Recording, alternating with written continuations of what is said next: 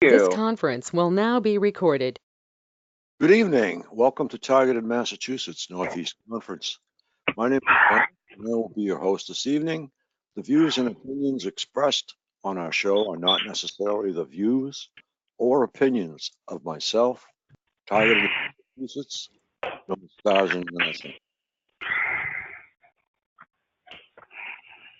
Oh, we got the breathing crew on tonight. How's everybody doing? TS, I know you're doing all right. Janie, Gertrude, Dan, Chloe, and callers.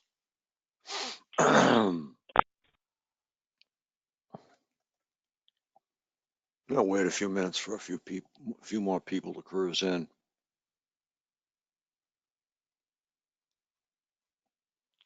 Oh, that guy that was on the other night was right. There's a big shakeup at Republic Broadcasting. It's going to take 2 days for them to straighten it out. They're retraining a board operator, I guess. So that'll be a bit. The daytime shows are all right, but the nighttime shows are in trouble for a couple days. Yeah, well, what you're doing makes such a. You have no idea what you're doing. You are pushing our story forward to many people, and that is commendable.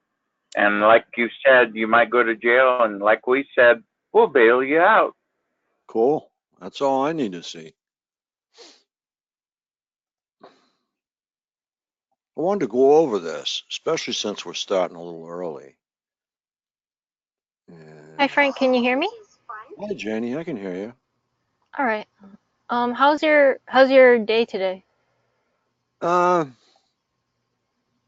Not too bad. A lot of natural in life stuff went sour today, but other than that, Yeah, it's good to hear. Still still getting targeted. I've been hit by a lot of different things this past few days, so we'll see how everything goes. But well, I hope yeah, it plays out better for you. yeah. Okay. I'm gonna mute myself.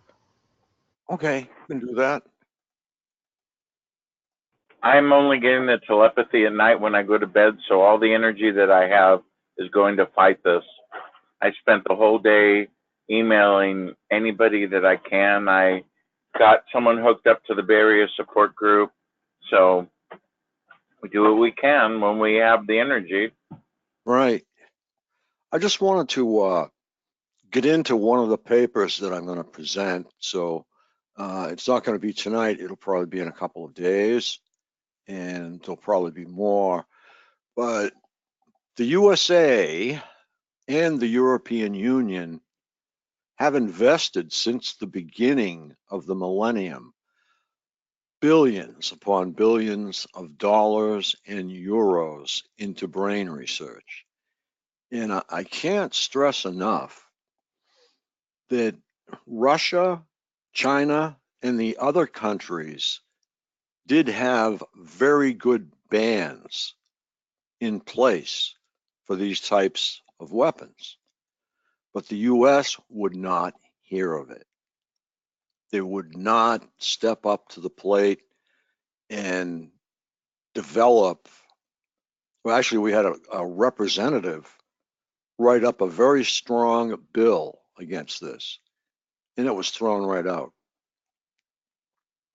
There were two scientists that were against this because they pointed out bad things that could happen to people that were hit with it, and they were ousted. Their grants defunct, and they were thrown right out of the scientific community. But anyway, as a result of these billions of dollars and euros into brain research, they had perfect maps of the brain, including the areas that control activity of different organs or parts of higher brain activities such as speech, thoughts, and the brain activities were corresponding to different actions in those areas. So thanks to the knowledge of specific locations of different centers of activity, frequencies of the neuronal activity were found. And physicians are now capable of helping people. I love this, helping people who were in the past, for different reasons, unable to participate in normal life. They exist, there are in existence, obviously, prostheses which are controlled directly from the brain centers, which is great. But they took advantage of so many people, veterans included, to further their probe into mind control. So they used people, the government uses people. And they had placed a brain of a completely paralyzed man, an implant, which transferred the activity of his brain into different devices. And he could open his email, control his TV set, control his robotic arm, which is fantastic. Other paralyzed people were able to search the internet, play computer games, and drive their electrical wheelchairs, all with their mind. So mind control doesn't exist, right? Thanks to extensive brain research, computers were taught to understand the neuronal activity, so much so that they are now capable of using the activity in our brain to reproduce our perceptions. Now, I think everybody has probably seen a video or an article where Canadian scientists actually developed an experiment where the computer could interpret electroencephalographical, I forgot my tongue tonight, recordings from the brain to produce the painting of a face that the subject of the experiment was perceiving. And what the painting was and what the individual's perception was were very close. So they were almost identical. In the opposite way, the data processed by the computer will make them intelligible for the nervous system and can be transmitted into the brain and produce a new reality. Now that's dangerous sounding right there, a new reality. When an implant is placed in the brain and connected to a camera, placed on glasses, if you will, for people whose photoreceptors in their retina stop working, the sight is at least partially restored. In this case, the camera on the glasses is transmitting into the implant light frequencies, and the implant transmit the frequencies which understand the neurons processing and the visual perception. Now, in California, scientists developed a device which can register the brain waves and, using analysis, finding among them consonants and vowels, and in this way transform our thoughts into words. A paralyzed man could use this device to write without using a keyboard. And we've seen this already. But for some reason, it's not getting out to the public. But that's what I'm doing. I'm taking docs like this and converting them into something intelligible to the laymen, which are out in the audience, who are listening. So hopefully we get a ton of non-TIs that will call in and listen and finally get what's going on. Okay, just like in the case of visual perception, it is possible when knowing the algorithms of brain processing of words to generate algorithms of different words in the computer and transmit them into the brain in ultrasound frequencies, and in this way produce a human brain particular or thoughts. This is very difficult because this person, I think, translated and it was retranslated and then retranslated. So it fell into a pile of broken paragraphs. So everybody will easily fall victim to the proposal that instead of typing or searching with the use of a mouse, his computer or cell phone could react directly to his brain's activity. So in other words, people are going to fall for this. They're going to dive right into it because it's just going to be one more new breakthrough for the people in the beginning. So this would go directly to his brain's activity, take down his thoughts directly to the documents, or carry out operations that have just occurred to him. Now, this is going to blow your mind. Well, that's not good, Frank. No, as a matter of fact, Apple and Samsung have already developed prototypes of necessary electroencephalographical equipment, which can be placed on top of the head. Well, I have to ask, I mean, is this for people who are, I mean, what applications do they claim that it has? Well, the applications to begin with are for people who are, Al, you have a lot of background noise. I think that's you. Yep, that's you, Al.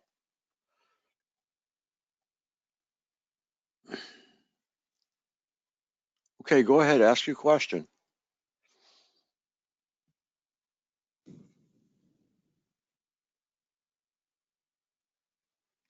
Okay. So Apple and Samsung already have prototypes which can be placed on top of the head and transmit electromagnetic waves produced by the brain into the prototypes, so they're preamplified on top of your head, because obviously these are of very low power. So they're preamplified, and they will be sent to prototypes of new smartphones. The smartphones should analyze those waves, find out what the intentions of their owners are, and carry them out. So if 911 just passed through your head, your phone could probably and possibly call 911 inadvertently. So this is really shitty. In 2013, this is in 13 now, scientists in the USA could infer from the brain activity the political views of people and distinguish Democrats from Republicans. So, are elections fixed? No, not in the United States. And in 2016, scientists used transcranial magnetic stimulation to make subjects of experiment more positive towards criticism of their country than the participants whose brains were unaffected. Last year, historian Yuval Noah Harari was invited to deliver a speech at the World Economic Forum in Davos. The editor of the British daily Financial Times stressed when introducing him that it is not usual to invite an historian to speak to the most important world economists and politicians. So Yuval warned in his speech against the rise of new totality based on the access to human brains. He said, once we have algorithms that understand you better than you understand yourself, they could predict my desires, manipulate my feelings, and even make decisions on my behalf. And if we are not careful, the outcome can be the rise of a dictatorship. In the 21st century, we may be enslaved under a digital dictatorship. In a similar way, the Stanford University researcher in neurology and Dolby Labs chief scientist Poppy Crum warned at the conference in Las Vegas, your devices will know more about you than you will. I believe we need to think about how this data could be used. But that's part of it. But I'd like to read just the end. Okay. The politicians should, instead of classifying those weapons of mass destruction, make an effort to create a more democratic system of international politics to replace the current system of struggle for military power. And you know, in terms of human nature, that that's not going to happen. Only in this way conditions could be provided for the ban of use of these weapons. His last sentence, if this does not happen in a few years, there will be no chance to preserve democracy. This is why we must fight. And I tell everyone on radio that these documents are all out there on the net, hidden in plain sight. They're on MIT. They're in California University. They're at the Georgia Tech. They are everywhere. So it's not something that people cannot learn about. They will look at a document from the collaboration of 60 scientists and still blow it off as not being the truth. We had 60 scientists warn against this. And in answer to the United States and its HAARP system, which I might add is directly involved, Russia has built Sura, which is capable to produce by manipulation of the ionosphere extra long electromagnetic waves in frequencies corresponding to frequencies of the activity of the human nervous system. So it's all right in front of you. It's in front of everyone, but nobody wants to read it. Nobody wants to, and I'm not saying you guys, nobody in the public wants to know what HARP is. They don't want to know what Sura is. They don't care that China has put up an antenna field that's the size of New York City. They don't want to know these things. They'd rather get in their car, start it, go to work every day, come home and watch TV and pray that nothing is going to happen the next day. They don't want to be informed. I think they're intentionally being led not to be informed. The government is about as opaque as it has ever been. Bill Binney, we just saw a short excerpt from one of his YouTubes, but he spelled it right out. He's spoken with the president. Nobody wants this to come to light. Now,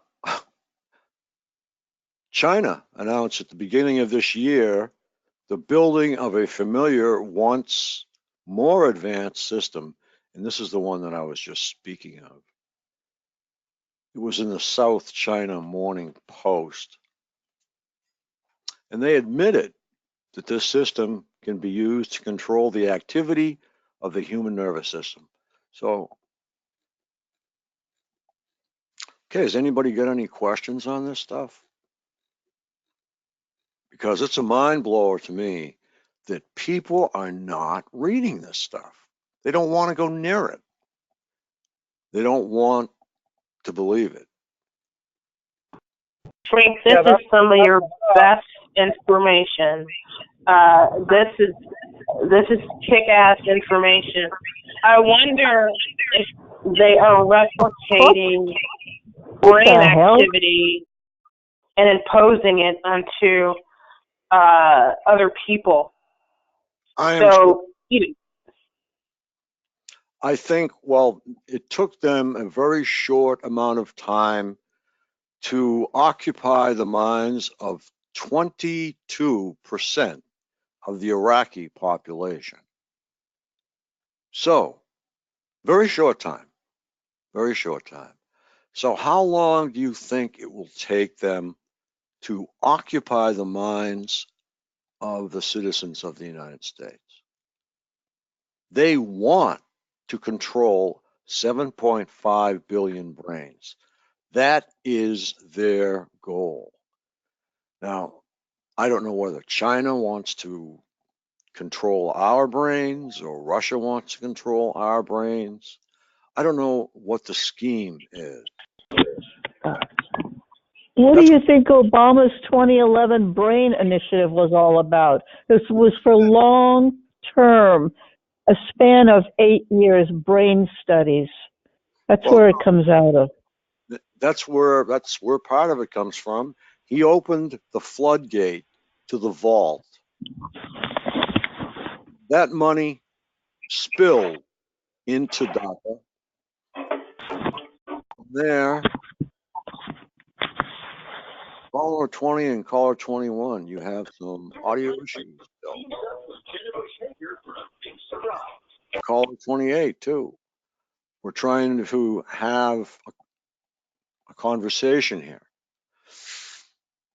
And yes, that did come because of the Brain Initiative. It was already there, but it got one huge boot in the butt for the good because it opened the floodgates for billions of dollars. Wow. Frank, I wanted to ask you, you said 22%, was it, of the Iraqi population has had their brains done? Yeah, they were controlled. That is something. I mean, you stop and think, you know, who has that data? Is it our country doing it? Is it other countries? No, that You was know. the country during wartime with Iraq. Right.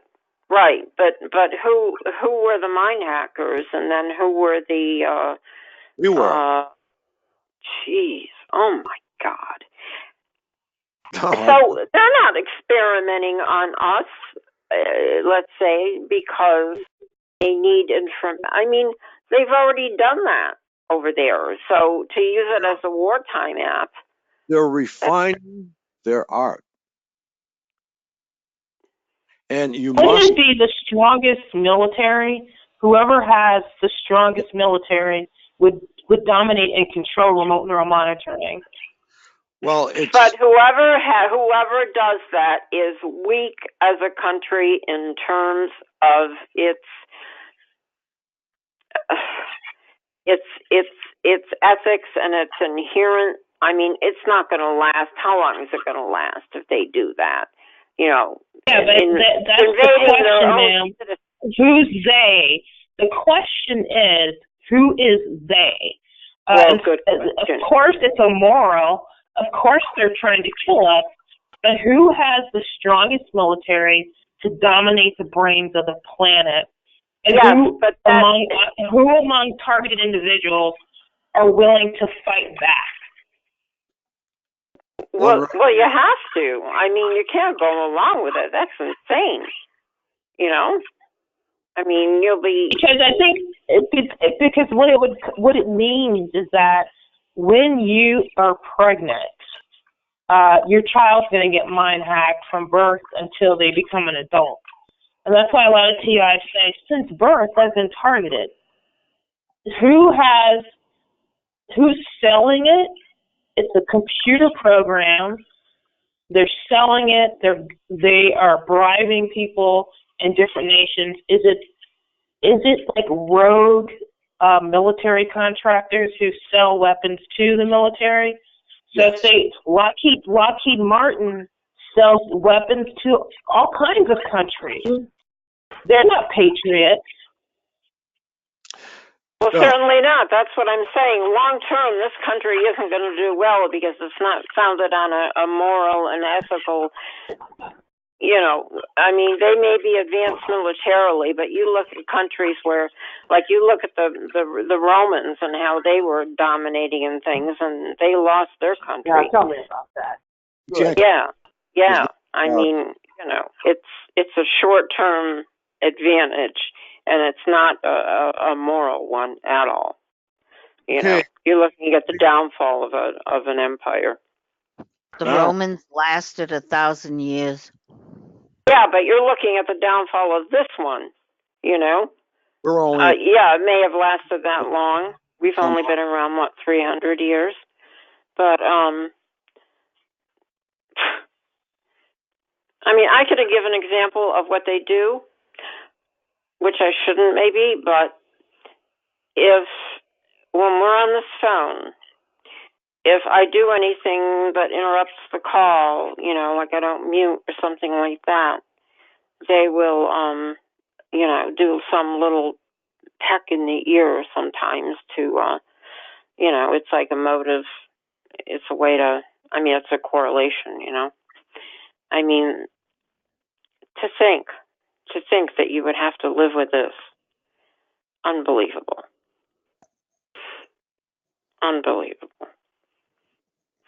Yeah, well, it is. But is there anybody else who would like to speak? I've got a lot of emails from people. They're not complaining. They're just wishing. Well, I think the whole unbelievable thing is particularly interesting to my mind. You know, years back, I've been a TI for about a year, a little more, and so I'm fresh and new, I guess. But a few years back, you know, I found this terrific 9/11 video that it just showed all these, like, you know, names, dates, occupations, you know, paid checks and like insurance clausage and plans and the whole chronology to all these things and inquiries and protocols that weren't followed, and it was just exquisite. And I'm sitting there going, okay, so here's plenty of proof of plenty of instances which will never be addressed, right? Per their facts, and it has everything to do with belief and almost nothing to do with science or proof or what's empirical or evident. Essentially, I mean, you're dealing with the attitude of your common fellow species. You know, and that's essentially what you're dealing with. That's how the gang stalking works against you. You know, to some extent, you know, that's how people are motivated by money, drama, gossip, etc. You know, you bring something before you know, your government and your representatives, and they just start counting votes, you know, on the side with a little clicker while you're presenting all your material and your mathematics and your, you know what I mean? It's like it's we're so objective oriented as a society, you know, and species. You know, it's just generally myopic when you get down to the idiosyncratic, you know, erroneous of any kind of issue that you could try to want to turn over on its head and be like, look, here's the truth, up and down. Now it's right side up, you know? It's like belief is the main barrier. The proof is important, and we need that, right? Because there are more sober minds out there, but ultimately you're up against panicky, irrational thinking. You know, it's like, because even if people are being rational, in psychology they believe that they've reduced rational attitude to two attitudes. One of a what is true attitude, essentially. I'm definitely simplifying it here, but the other being like a yin yang sign. You know, each having the other. One is a what is true attitude. The other is more of an objective what to do attitude. So you're only trying to think, you know, you're thinking rationally, only objectively though. What are they going to do? What happened in the past? What's going to happen in the future? What's going to happen to me? What's going to happen to them? And they don't care what's true. Hey, thank you very much. What I was trying to say, before being a little interrupted, and that's fine, was that I have gotten emails, I have gotten texts and phone calls from many people who would like to be heard. What is that? Caller 22, you got a cement mixer in the background, I think. So what I'd like to do is let everyone speak that wants to speak. And we've got all night long to go over people that would like to speak and get their opinions in. And this gentleman just did, and I don't think he's done, so I'm going to unmute him. Go ahead, sir. Can you give me your first name? Oh, me? Yeah. Yeah. I'm Damien, Northern California. Demon? Devian? Damien, like Marley. Oh, okay. We have a support group in the Bay Area. You might want to join. You said there's a support group in the Bay Area? Yes. Send me an email to gjcbh@pacbell.net. I'll hook you up with the local support group, and we meet every month. That's interesting. I had no idea. I asked Derek about that. I referred another guy yesterday. Yeah, we're getting together now. Okay, because I asked him if there's anything in the Bay Area or the San Francisco area, but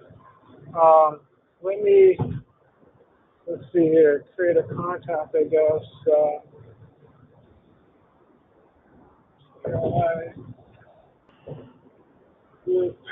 Sorry, I'm driving. That's okay. And your email was DJ? DJ David John Charles Boy Henry at pacbell.net. Send me an email and I'll hook you up to the Pacbell.net. at pacbell.net. So DJ like disc jockey? Doing that. Yes, I used to be a disc jockey, and my initials are CDH Charles Boy Henry Okay. at Pacbell, Pacific Bell, pacbell.net. Send me an email. I'll hook you up with the area group. We meet every month. All right. I never heard of you guys. You are not alone in the Bay Area. You're definitely not alone. There's many of us here in the Bay Area. Yeah, I never heard of any groups in the Bay Area. I've asked multiple times. I thought, I was mostly on Derek Robinson's call. I think when I asked, I have a phone number for Barbara. Do you know Barbara? I do not know Barbara. Okay. Just curious. Okay. Anyhow, moving forward. I just wanted to ask if anybody had read the Chicago Sun newspaper, the article about targets. That was a hit piece, Georgella, and I have completely ignored it. Nor do I live in Chicago, nor do I care for the Chicago Sun-Times, nor do I care for a man who decided to twist the words around. He is not a journalist. No. So I just don't even care. Right, but what should be done is people should write into the editor with a rebuttal, which is what I did. I based it in science, and I based it in basically told him what I thought of this guy, and you know me, not at a loss for words, and basically felt that I put him, a more informative situation. Both him and the paper. I sent it to the editor of the Sun Daily. Oh, yeah. Good for you, Barb. Well, I don't let stuff like that go by, like Wired magazine when they did the same thing. Yeah. I also rebutted that, and people shouldn't, but you have to speak in a very scientific way and have basis for your evidence. You can't just go, well, I'm a target and this is what happens and blah, blah, blah. This is what I feel. It isn't going to work. You got to really know your stuff and be solid about it and back yourself up. You can't fight against a hit piece, no matter how technical you get. You just gotta ignore it and move on. Well, I didn't send it to the author of the hit piece. I sent it to the editor of the paper. Everybody knows he's an asshole. What difference does it make? It makes a lot, because if you're quiet about it, that means acceptance. And I don't accept this bullshit. I told him, I said, this is a program by the government to hide what their crime. Ella said it's not the government. Well, I'm sorry. Ella's being targeted by a guy that's after her.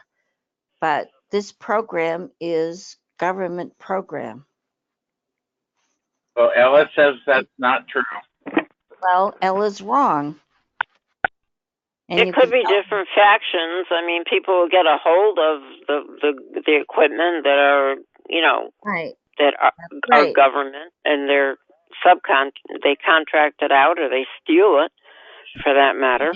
There was a paper that I downloaded from a forum they had in Congress, and it spoke of backyard devices that they called them TEDs, transient electromagnetic devices, transient meaning a pulse.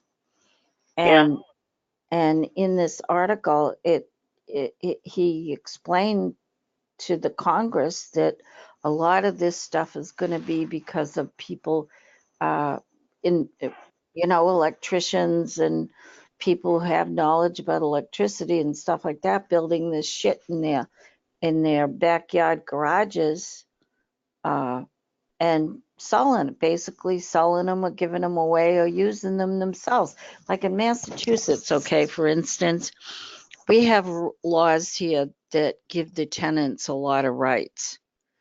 That when a landlord comes after you and wants to evict you, he's got to have really good evidence. Yeah.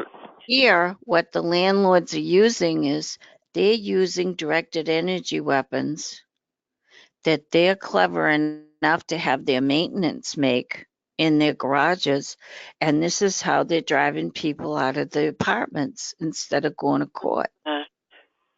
Oh, that's not good, to say the least. So that's what's going on in Massachusetts. I was a landlord, and I never used that technology, and I don't know of any landlords who use that technology, so I'm not quite sure what you're talking about. Well, okay, when I lived with relatives, there was a landlord who is a ghetto landlord, and he came to the house, and he gave one of these devices to a relative of mine. And from that point forward, I was hit with this certain type of directed energy. I didn't leave because of that. I left for other reasons. But I have found that HUD is very active with this type of devices. So because you didn't run into it doesn't mean it doesn't exist. Okay? I run into it because I get constantly asked in my telepathy if I have Section 8. So I know they're criminal. Okay. And I don't trust Ben Carson to throw a rock at him. So I know that HUD's involved in this.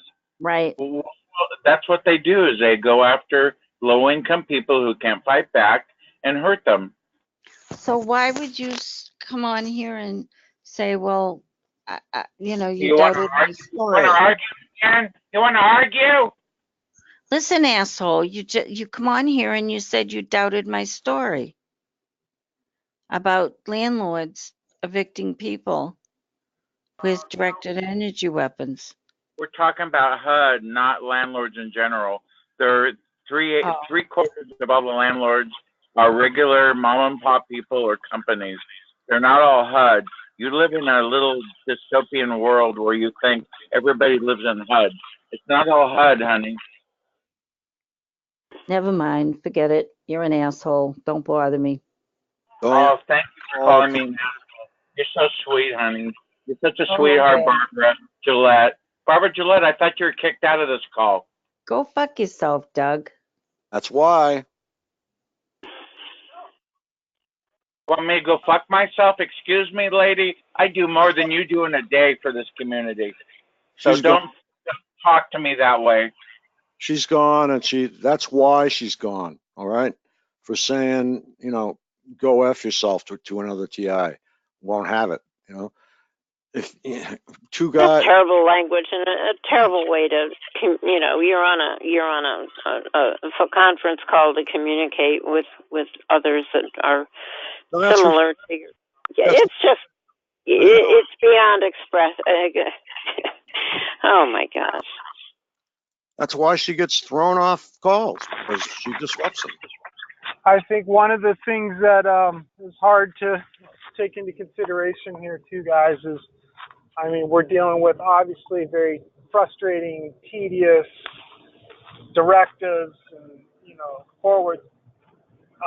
Everyone's under stress of their own life and existence.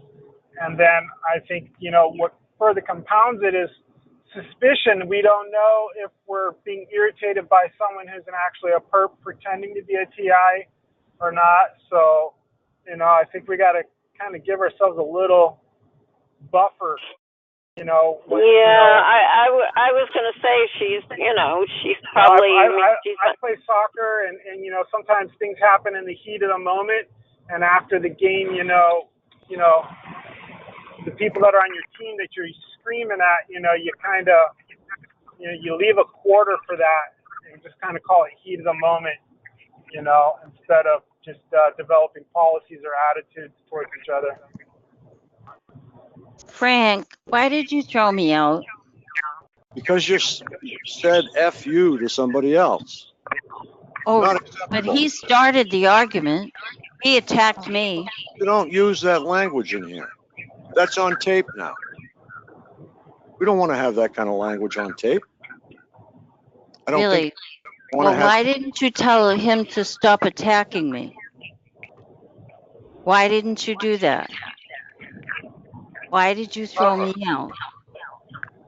You were attacking him. I defended. No, I didn't. I didn't start the argument. I was talking about HUD, and I was talking about what they can do to people and the landlords in Massachusetts.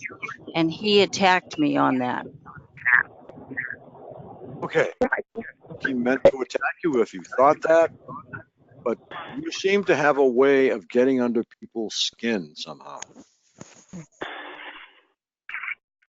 Why? Because I stand up for myself and I won't let people get away with stuff? Nobody has to stand up for anybody in here because everybody gets along. You come Barbara, by. I know that. Terry, I was agreeing with you. But every time you use that language, it's what turns people off. It can't be dismissed that way.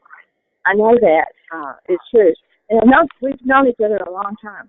So apparently, that's what's going to get you censored is the language. So hang in there. I was agreeing with you completely. So God bless you, dear. And I understand we're all under stress. Frank, everybody is. And it's hard to regulate people, I know, and understand. And moderators can't get in on the conversation from the top and understand exactly how it's been going. But I believe you were attacked. And I don't blame you for defending yourself. It's just work on the language. If you could, that would help, because that's what is the bottom line for people, I think. Well, Chris gets along with everyone. I've never seen Chris any other way but the way he is. Gets along with everyone. Yeah. So. Then why did he attack me? Because Chris and I had go back a long ways. You just perceive an attack where there wasn't one. There was an attack. You perceive attacks from everyone. He attacked me. No. And you I perceive responded. Attacks when people say something about God or religion. You attack everyone, and now you want support. I have a difference of opinion, and I have a right to voice No, it. you've used harsh language on me, anybody who prays. You've used harsh language, and then you turn around and you want people to listen to you. No, you know something? It just that a lot of these calls turn into religious. Pattern of that. They turn into a religious thing, and it goes that way a lot. A lot of the calls become like religious. Sorry, I had to speak up.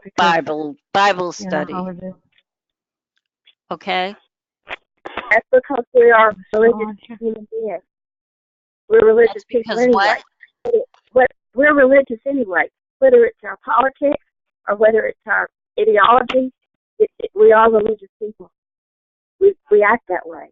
Yeah, but some of us aren't, and I find it pretty boring because I'd prefer to talk about the reality of the devices that are being used and how to protect yourself from them, to make yourself knowledgeable, like I was telling you about the Chicago Sun paper, how to address these people in a non-religious way but address them in a technical way so that they understand what's going on.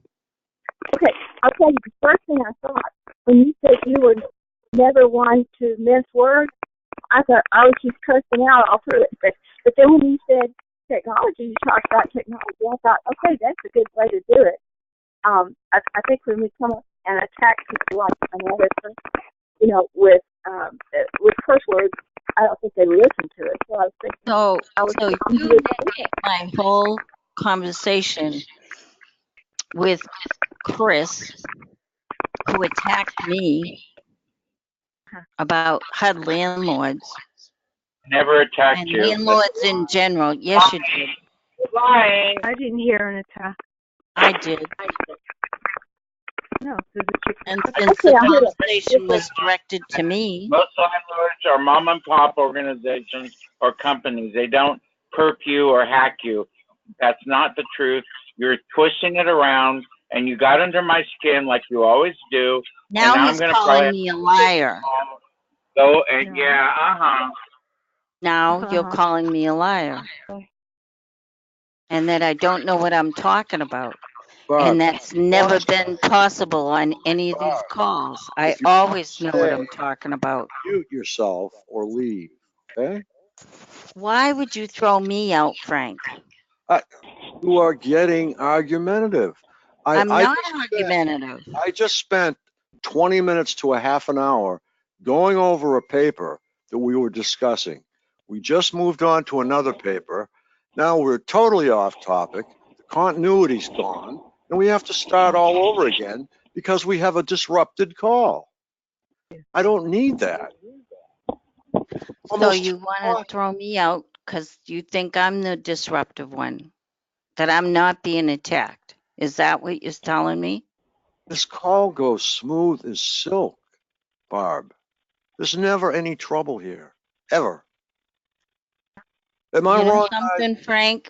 I'm really sorry that I disrupted your boring call, but I hope you get shot in the other eye. Oh, that's. You know what? Just go away. You're a psychotic, miserable TI. That is so. You're a cruel miserable TI. and You're disrespectful. miserable. I get gang raped every fucking day, you psycho, and I fucking cringe waking up from night after night of gang rape from remote neural monitoring. I don't need to hear you tell a man to get shot in the fucking eye. Shut the fuck up. Yeah, she's gone. She's gone, and she's And this not is on. coming back. This is on a recording now. Jesus. Frank, is she a pup? Yeah, I think she has gone to the other side. Yeah. Oh my God, to say something like that. I'm so sorry, Frank. I never get Frank, you don't deserve that.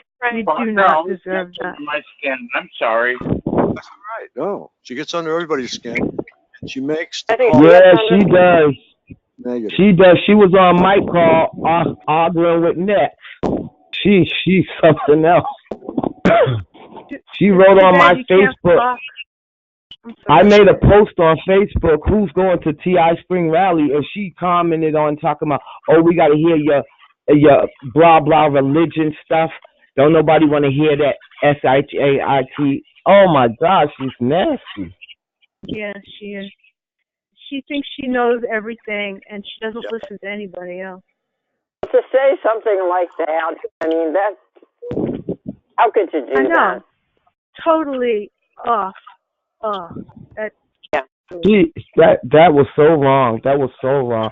Frank, if I was you, I'd block her. She would never ever get back on my call saying something like that. Yeah, I agree. I don't know if there's a way to do that on by recognizing You can't. the number. Can y'all block her? I don't know. Frank, he's probably getting ready for his show now. Yeah. Ooh. Get ready for your show, Frank. We're sorry. This will blow over. Don't worry. Yeah. We get the continuity of the call back. Yeah. Well, that's what Why we don't need. you go ahead, Frank? Okay. All I was trying to do was towards the end, And I was trying to say that the United States was against putting together any kind of ruling that would actually put limits on this. And I will read it again. This bill is it was enacted or brought forth in the year 2000 in October by Congressman. Now this is 2000, mind you, 19 years ago. Dennis J. Kucinich. Kucinich. Sorry. Yep. And the bill states that. Yeah, we know. Definite, you do? I just got on the call. You're referring to the Space Act? Yeah. I forget exactly what it was entitled. Space-Based Weapons Act. Okay, everybody knows it then? I don't need to bother myself. Oh, no. Go ahead, Frank. It's okay. No, yeah, go ahead. Go ahead, yeah. Okay, the following weapons are included.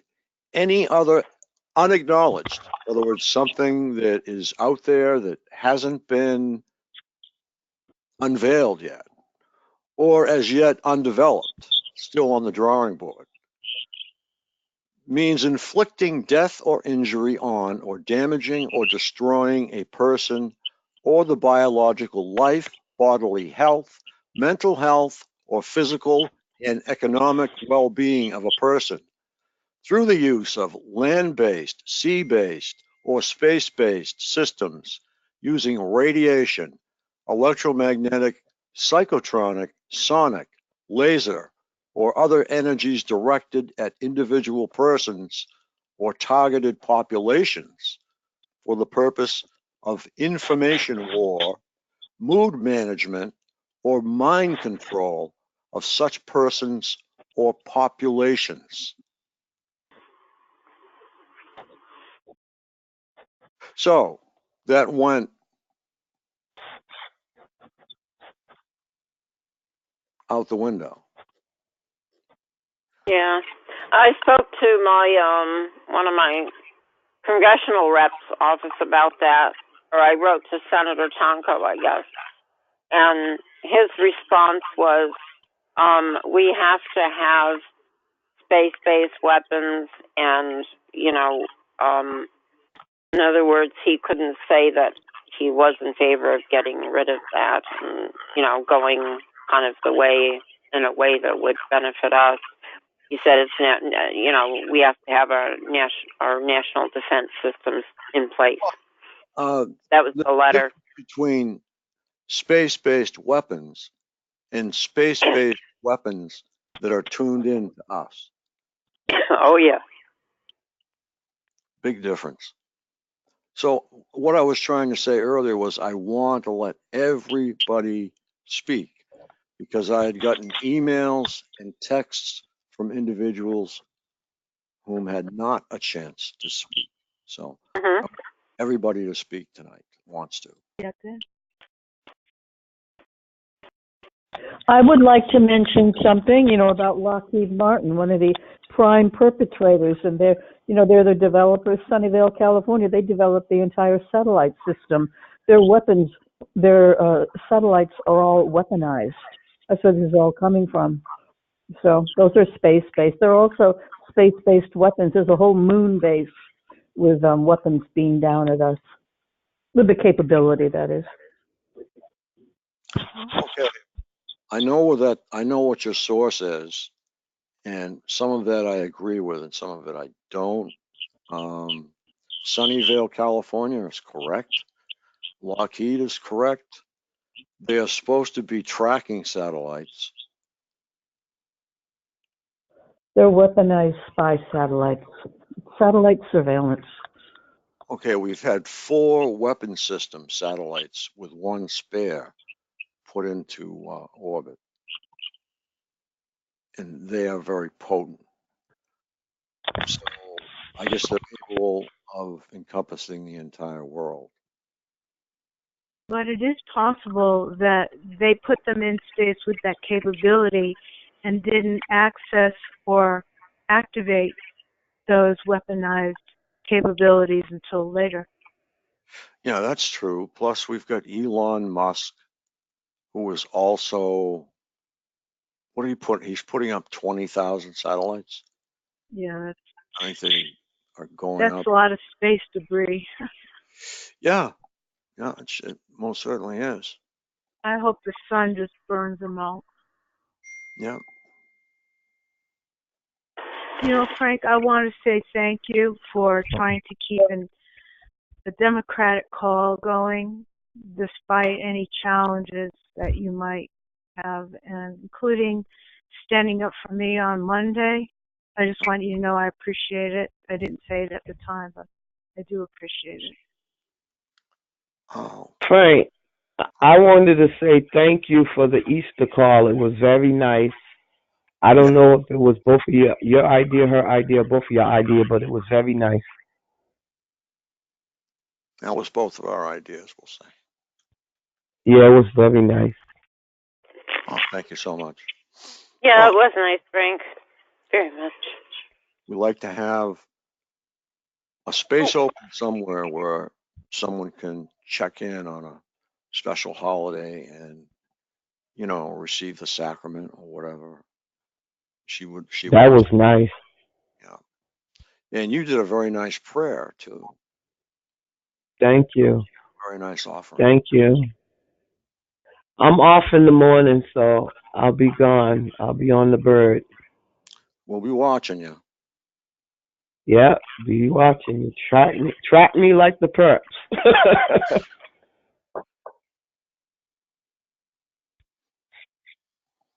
Okay, does anybody have any questions or anything they want to add or, want to augment or whatever?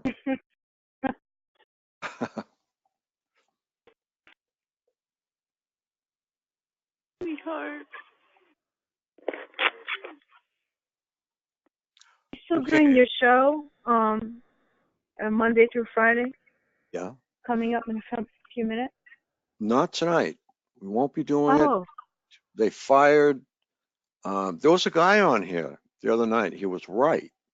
They fired a critical board person, and they are actually training the secretary because the secretary decided that she wanted to do it.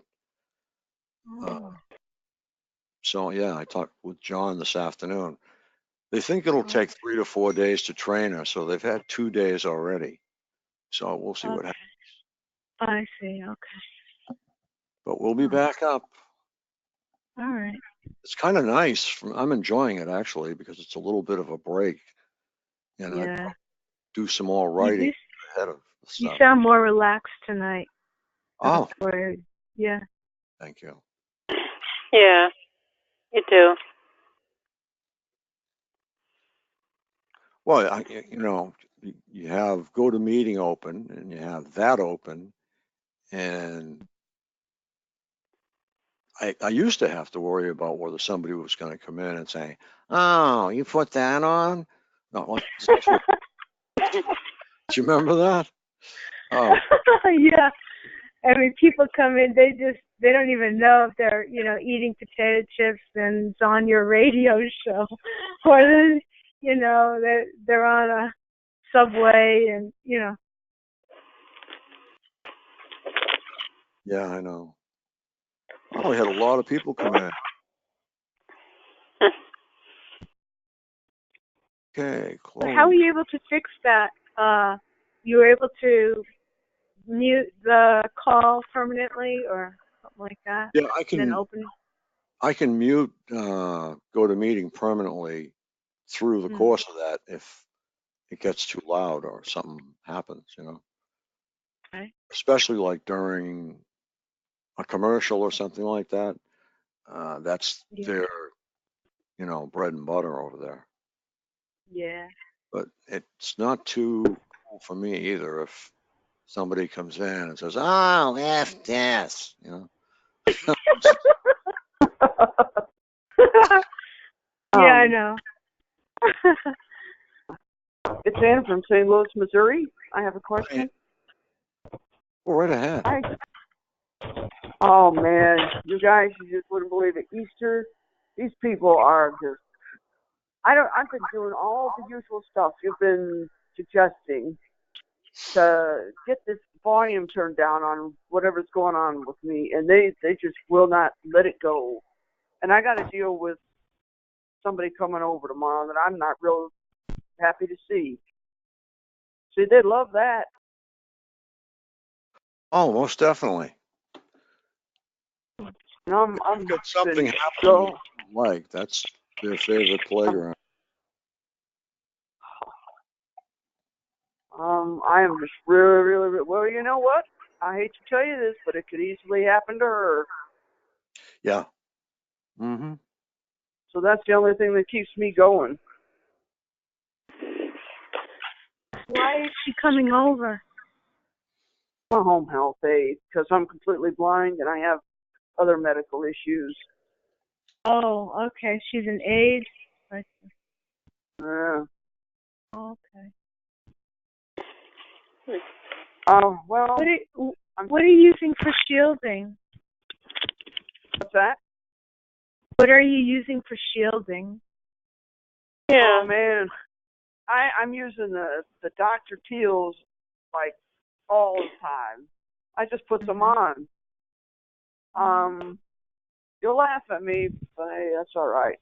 I have Oh no, not at all. You do so well for. I mean, I'll give you an example. I took my cell phone apart last night, and I had taken a med like an alprazolam. And I swear, I walked out of the bedroom and I put it somewhere thinking, well, the battery's out and blah, blah, blah. And, I was in a somnolent state. Do you think with the bins of books we have and stuff, I mean, I thought I put it on a bin. That was dumb. I mean, I don't even have it. And, well, you do so well. You would disagree with that. I mean, Monday I was about certifiable. See, the weekends are just hideous, and it's like every other weekend I'm noticing a pattern. Yeah, that's when they really seem to go for it. Like on Friday, they get set up if you don't have stuff going for the weekend, or if you do, it's. I hate weekends. I might as well be honest. But what I put on, I've been using Dr. Teals. I've been using that soap ABC. I've got anything cucumber melon. You ought to see my bathroom. I'm gonna have to buy me some stock in this Dr. Teals. I love it. It smells wonderful. Yeah. And it's actually helping now. I'm using my Dapple. I'm using my baking soda. I've got like a whole arsenal. These people won't let it up. Don't forget that the perps can come in there and contaminate all that stuff with their poison, which they've done to a lot of my stuff. You've got to be very careful. Yes, I understand that, but I'm the only one that's physically in here. When you're not there, I don't. You don't know what's going on. You have no clue. They have I totally get that. Okay, so don't leave things out. And the more you talk about certain things, the more they hear. They listen to everything you say. So they're going to be onto if something helps you, they're going to make sure that they contaminate it. This is the way it works. I don't know. Program I works. don't know what else I could do. Well, you've everything that helps you, so you've got to protect that stuff. That's all I'm telling you. Because one day I found my shampoo full of the liquid plastic shit. Put it on my head, couldn't get it out for weeks. So you better be very careful. Yeah. I know. I mean, I'm doing the very best that I can. Look, I got to tell you. I got to tell you, there are blind people out here. There's no way in hell that they would ever withstand what I've been going through. There's just no way.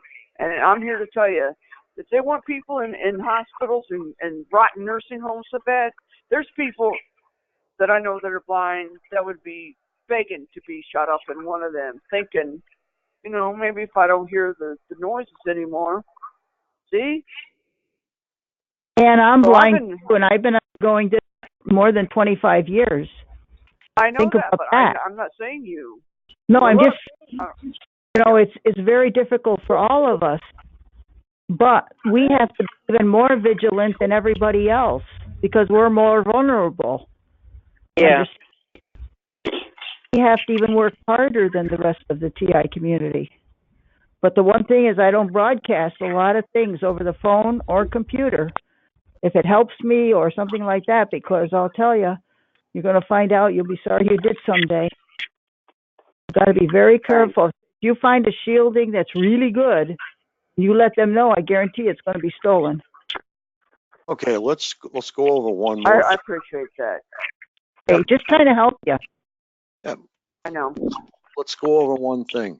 Everybody that wants to speak, we have a lot of people here, so there's a lot of people that need to speak. So 5 or 10 minutes tops, if you can, so that one person doesn't dominate the comment. Hi there, Frank. Should we use Robert's rules of order? Over. What? That was Sovereign Man. I don't know what he said. Yeah, I said, should we be using What is Robert's? this handle? What is this handle? Sovereign Man. Oh, Sovereign Man, yeah. Should we be using Robert's rules of order? Jeez, I don't know. Yeah, that's basically, if you look it up, it's a rule book to handle meetings. Like when I was involved with I don't know if any of y'all remember the Restore America plan and the de jure republics that were coming together, through Tim Turner and the Guardians of the Free Republics. I don't know if any guys heard that, but it's basically restoring what we call the de jure republic, and it goes back to when they have a meeting, or early on when people would have a meeting in a political sense, they would use a book called Robert's Rules of Order, and you would have the floor for like however long. Frank set his rule at 10 minutes. So we'll go with that, I guess. Yeah, 5 to 10, whatever works. Yeah. You just be respectful of the other people on the call, that's all, right? Exactly. And dump those two chat things you have, please. It's targeted mass set with it's targeted Massachusetts without the S .chattango.com, and the other one is targeted mass.chattango.com.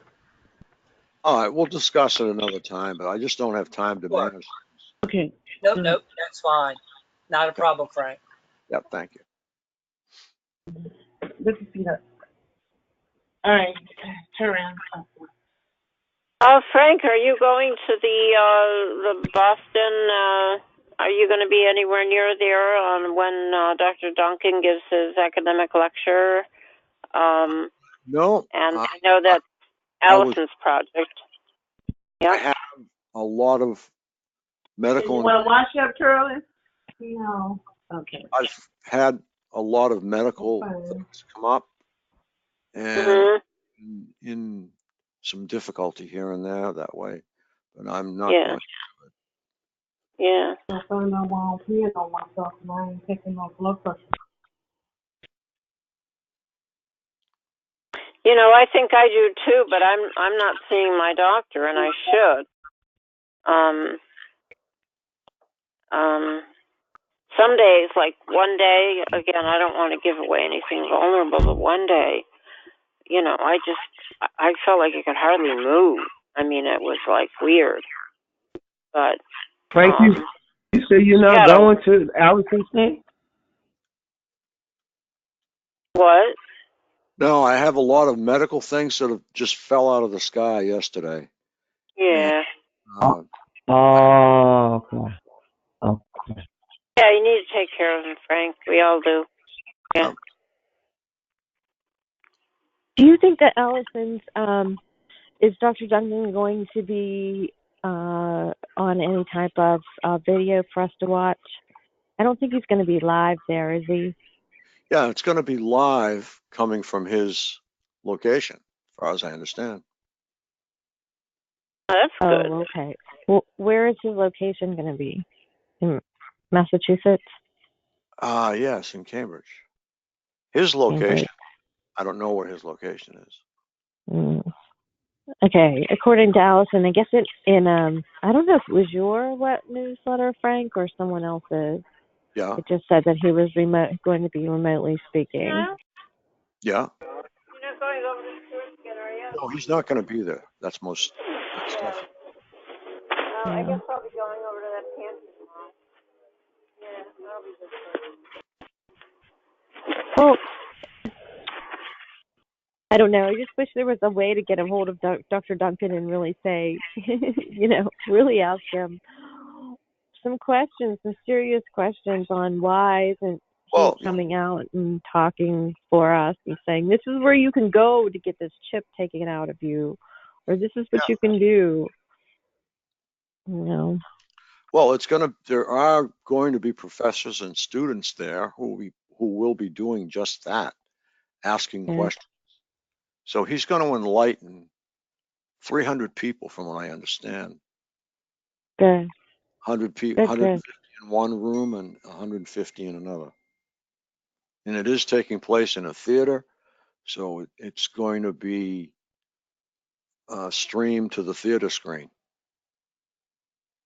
So we all may be able to have the chance to watch it. It'll be on a YouTube or something. Oh, I'm sure. Oh, that's great. Okay. Thank you. Oh, certainly. Okay, anybody else like to jump in? Hi there, Frank. Hi. Hey, earlier I was listening to the ruckus that was taking place, and I just wanted to make a comment regarding something. I don't know who said it, but about Ella, and the government is not doing this. What I want to point out is I believe that there are certain people within the government that has some kind of pull, and they are also part of what I would call our shadow government that's involved with this. So it's kind of a mixture of, because I don't believe everybody is involved, but I do believe that there are some within our legitimate government that have ties to the shadow government that's involved in this. And, my hope is that that stronghold would be pulled down mightily, and that to where it is all exposed. And, for those that are believers, if they can just join in and say a prayer daily that, God expose these people that are involved in this, it may very well help. And that because one can chase 1,000, two can chase 10,000. So the more people that are doing that can, when the prayers go up, the glory comes down, and it would be so glorious to have all of that exposed and to have this stop. And that, so I just wanted to mention that. And, I've talked to Ella only a few times, but I just think she is the sweetest ever. And that, so that's just my opinion. And, I just wanted to throw that out there. Okay, thank you very much. I'm going to grab a coffee. Anybody that wants to moderate? Marilyn, Patrick? I'll help, Frank, but I don't have the codes. I'll Oh, just keep the conversation going for a few minutes. all right. It'll just take me long enough to pour coffee. That's all. I'll be right Yeah, back. no problem. Thanks. Yeah, I wanted to add, I'm from SoCal, I wanted to add to that conversation about so many people, well, I forgot now, my brain isn't so, but yeah, it's always a combination of everything, you know, and I know that they can make perps out of people that, you know, were honest at one time and get them involved to the, you know, this dishonest attack form and you know, a poisoning, organized poisoning and do surrounds, putting the directed energies around and control over medical, dental, and you know, it's an old program, and they don't need all this fancy stuff. It's more of a Pinkerton, you know, 1850 stuff. It's an ancient stalking network that always worked for them. So I think, you know, and these poisons hide, you know, you cannot see them, but they're always acting in conjunction with the directed energy stuff. And for the body to discern if you're being poisoned and hit with energy, it's impossible, even if you know both of them are active at the same time, because once they get in there, you know, in your house, it's kind of over, you know, for a few months, unless you can get out of there, because you can't see it. And they put it on everything. They'll put it on all your documents, books, kitchen stuff, clothing. They just come in and make a big circle with a wand, and they'll hide it. There'll be little caches where they can hide a lot more of it, and it'll outgas for a longer time. But they're professionals, you know. They're professionals at what they do, and it's, you can't blame yourself for not seeing it. But boy, once you start putting like lime on stuff, and you see the lime will pull it out and turn it a color. It'll turn it yellow. And man, I can't, you know, there's hundreds of gallons here. They've been putting it on for years and years, and I never caught on to it. But that's all I got to say. Yeah, you're right about that. And the chemtrails are added to it. Most people are walking around not even aware of it.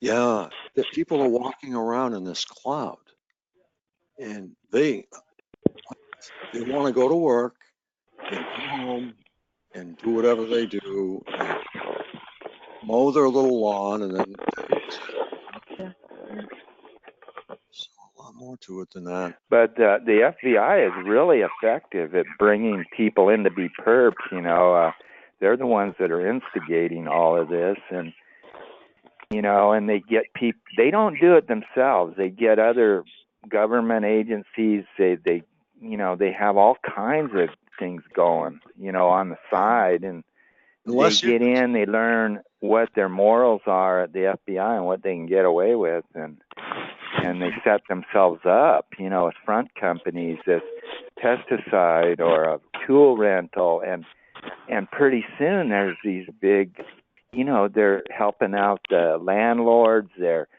doing real estate scams, buying up, you know, cooking people and poisoning them, picking up their properties for 20-30% less than market value.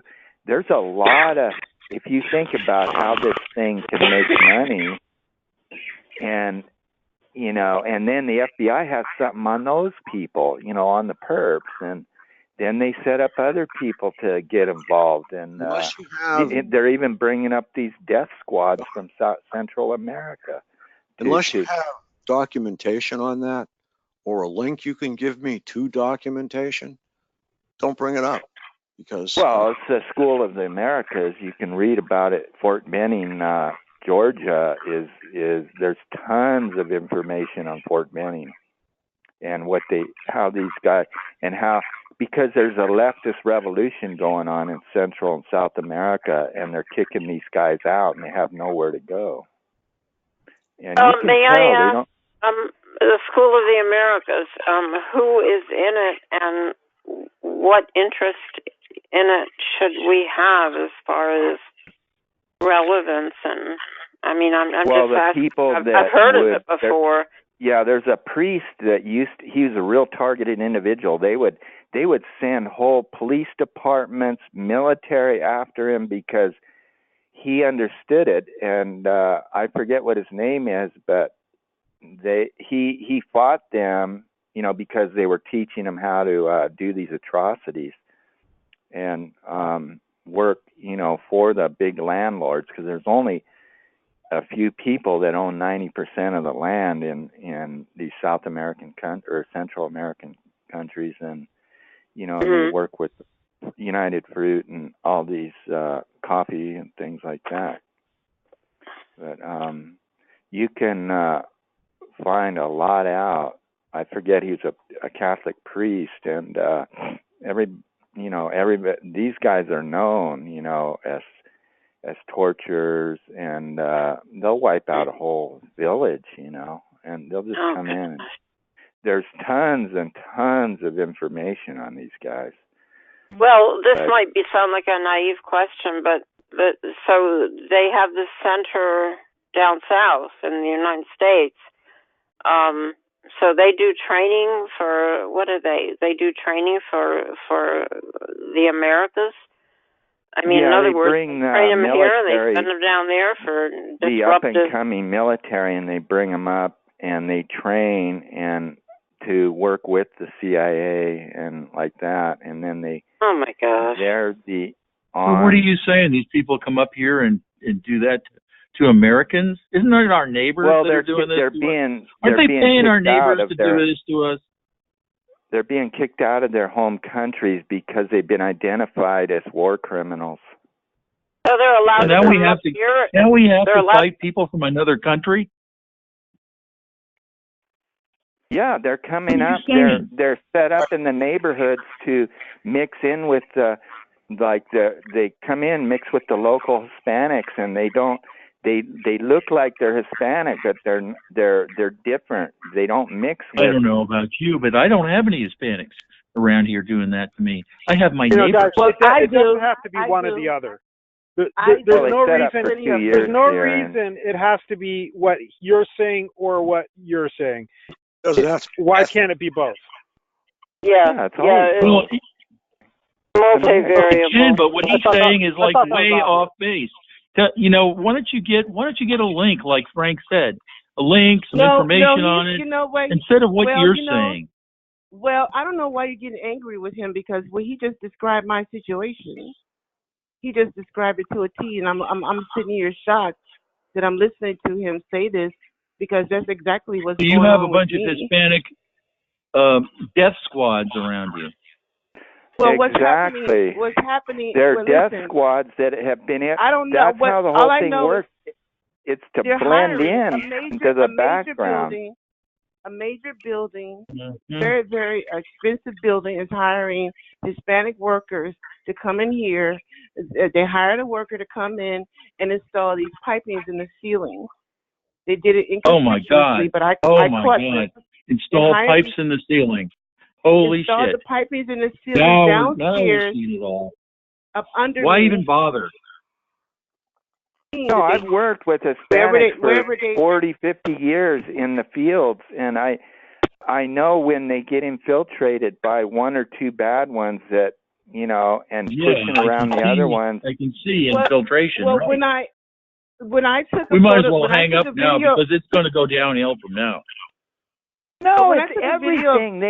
It's not just one thing. They use all kinds of tricks. It's in the they do. You could spend. Right. You could spend. Hey, I want to make a comment. This is tricks coming from the fusion centers down through the neighbors. I want to make a comment on the Hispanic thing. A lot of the Hispanics, in my experience, in my targeting, they're very vulnerable because they want papers. I've had guys coming up. I worked with Costa Ricans, and this guy turned on me in a New York minute. And the only thing I knew about him as a person was that he wanted papers. So you tell a guy, hey, this person's a bad person, and you got to work for us, and you'll get your green card, you'll get your papers. Now, these aren't, the guy I'm talking about in particular ain't Mexican. Nobody hopped over no fence. They traveled a little bit of a way to come from Costa Rica. Like my father came from Italy. He didn't swim across the ocean. He had to work his way in. But a lot of these illegals are turnable very, very quickly because of the paper thing and the green card. They'll become a perp in a split second. Well, I think that I believe that's my experience. I work in construction. I'm around these people. I'm around legals. I'm around illegal. I believe what's taking place in whatever area that you live in, I believe that the people that are the weakest, those are the ones that they hire to get to these herps. And that, so, you know, if you're in a populated area that's infiltrated with Hispanics, or if you're infiltrated in an area that has African American or an Arab culture or whatever, the minority people are the ones that they're going to use because they pay them the least. And well, so, I don't know. I don't think it depends on. You're right about. Well, I mean, I don't know as far as. I don't think it has to do with people who are in less, who have less money or minority. I don't think that's the case because I see where in my targeting, it's neighborhood people, Black, Hispanic, white. Right. You know. Right. Same it's in my all area. Of them. And some of them are, you know, they look like they have good jobs, you know, and some of them look like drug addicts. You know, and some of them, so it's a mixture. It's a mixture of people, culture. Correct. I believe that's where the apps come in. That's where the mind control comes in. Like the phones and the cell phone network are somehow connected to make people do things that they don't know that they're even doing. I believe that. Like you can't control each individual person. There's no way you can control each individual. There's just something in mind control weaponry. Well, it's got to be. Can I tell you something that just happened to me recently? I was simply washing my clothes downstairs in the basement. Simply washing my clothes. I had about 3 or 4 machines. And then suddenly 2 people came in. One person came in, leaned over the machine. And this person I thought was waiting on a machine to stop.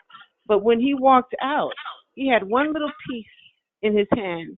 And I looked over in the washer machine and like, this is really weird. I'm thinking, this is really weird. And he was just leaning over the washer machine like he was waiting and then walked out with one little pair of shorts, right?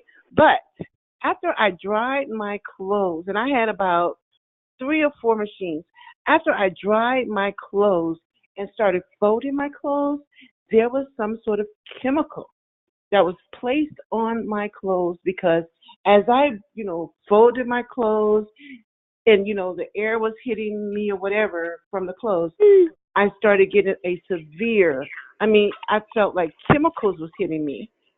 So something they put in my washing machine in my clothes to cause this to happen to me. So it's just, I think weird. you know, they can convince anybody to do something crazy like that.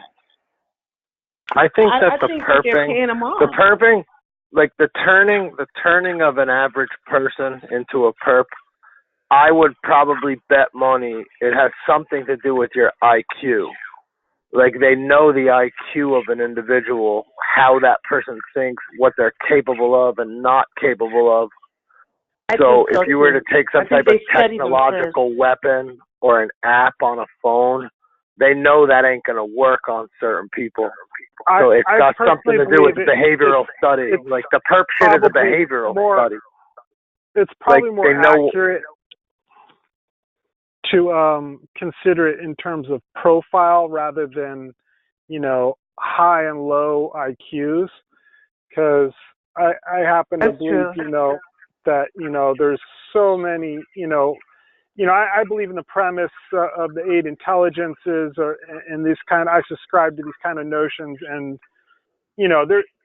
someone could be a musical genius, a mathematical genius, a social idiot. Well, I mean, and so on.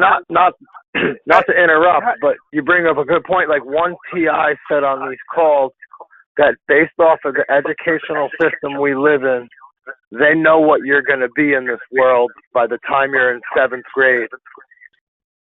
So it definitely links back to the IQ. They know the way you think before you do. I don't think IQ growing up. I think he's right. I think it's profile. I think it's studying Perhaps people. Within the parameters of a scholastic career, I'll buy some of that. Well, if you're in the 7th grade, you take some type of test, and then I think you and your parents determine it, really, more than anything. I'm not quoting anybody, and I don't have any links, but I've heard a TI speak about that on the calls. It may have been Kieran from England. Like, they know the system set up by these behavioral institutes, like the Tavistock. What is the other one?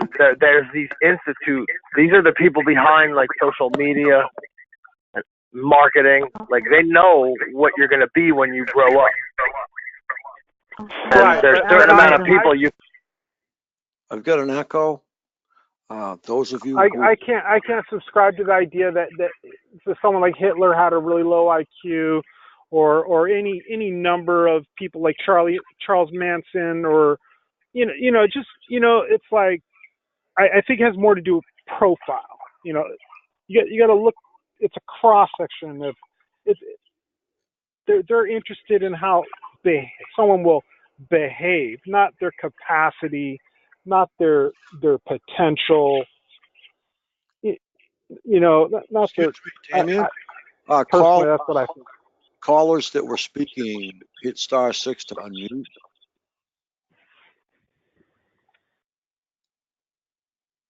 Okay, we have one in. And I'll just leave that open for a response. But I just feel like it's more appropriate or accurate to discuss things for ourselves, for our own benefit in terms of profile rather than IQ, because I think we're diluting ourselves. And moral character, what about moral character? You can't say that people lose their moral character if they have a low IQ, as a child. You're saying people don't have a soul for the most part, so I think it is profiling. I think it's what a person would do, whether, I don't care how intelligent the person is, what kind of morals do that person have? That's what they look at. I think that's what they look at. Yeah, I agree that it's probably a full spectrum analysis of your personality, your DNA, your intelligence, your talent, and everything put together, and what you're probably going to choose and what you probably, by percentages, will not choose. And they do have, I have a book on intelligence warfare, and they look for certain kinds of people to become their contractors and perps. I mean, I've heard a lot of people, saying that, like their V2K perps are like, crackhead degenerates and so on. And I get V2K, and one of the things I think that they do on purpose, because they know how it affects me, is they will assume things. They will say things that are like dumb things, like, oh, this is what he's thinking, or this is what he's doing, or this is what he wants, or this, and I think they do it only because they know that I'm gonna like disagree with it, that it's gonna irritate me and affect me. So I just really don't subscribe solely to an idea of IQ versus just one aspect. Yeah, pedestrian, just to give you 100 and lower. Social profiling. The best social profiler around is Facebook. Right. I agree. Yeah. And then there's conditions. You combine conditions. Say that book now. profile responds to. I think morals have a lot to do with it as well. Remember me and Sue. Can people hear me? And yeah. Cool. I remember me and Sue talking about. She asked why two of us TIs were talking about we had been offered money, a large amount of money before, but why she hadn't been offered any money, and that's probably because I'm imagining that she couldn't, they profiled her and she couldn't be turned, and we might have been. So that's why, maybe. I don't know, but I think morals have a lot to do with it. Your moral fiber. Hey, can I touch base on something? Frank, I wanted to let you know something. I spoke the other day when you was on, and today I was doing some digging, and I typed in smart dust research. Now, where I live, I have an unbelievable amount of dust, and it's not just dust, as you know. And so when I type this in, I come up with USDA Health and Scientific Research contracts. And then the other thing I got was, I just kind of jotted this down because my printer's not working, but it said development of rugged environmental monitoring units when I typed in the smart dust research. And then something else I jotted down off of that was research on the effects of thermal environments requires monitoring and control based on temperature and the complication of dust, grasses, and something else that I didn't get. But when I clicked on that, I started thinking about just kind of going back in my own environment. And you know how you've heard about some TIs, it's like you're being radiated? Okay, so the temperature thing is definitely there in what I jotted down. But the other thing was it talked about thermal environments. And I'm not exactly sure what they mean by that. But as I kept digging, it's like a rabbit hole, it's like I typed in one thing and then I looked through that stuff and then I typed in something else and that took me somewhere else.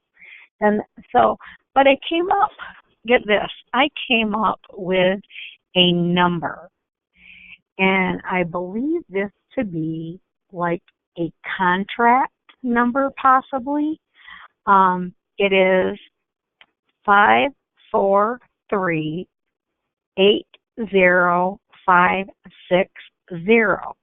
And if you punch that into the web, it takes you to, get this, it takes you to a USDA, a USDA site, and that contract number goes to, it talked about doing research on animals. And this was my thought, because when I kind of read what they were doing with animals, it made me think that they're just not doing this on like animal species. They're testing it out on humans. Yeah, and well, see, if you realize that there is a document, it says for use on man and other animals. Just do a search for use on man and other animals.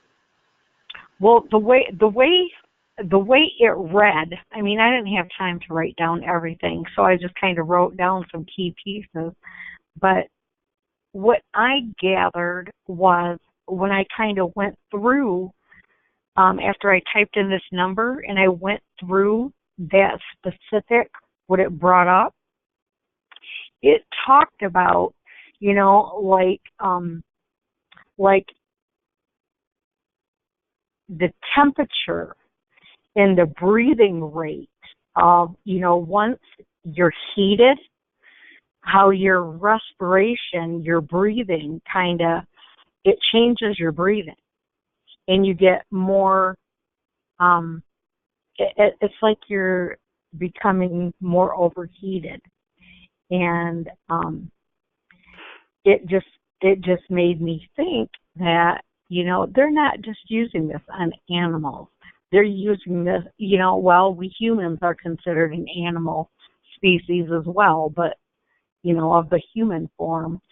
But, so, yeah, I'm not done digging because I wanted to research that a little bit more because, you know, this dust stuff that I have and where I live, and I'm not the only resident that's complained about it, it is not normal dust.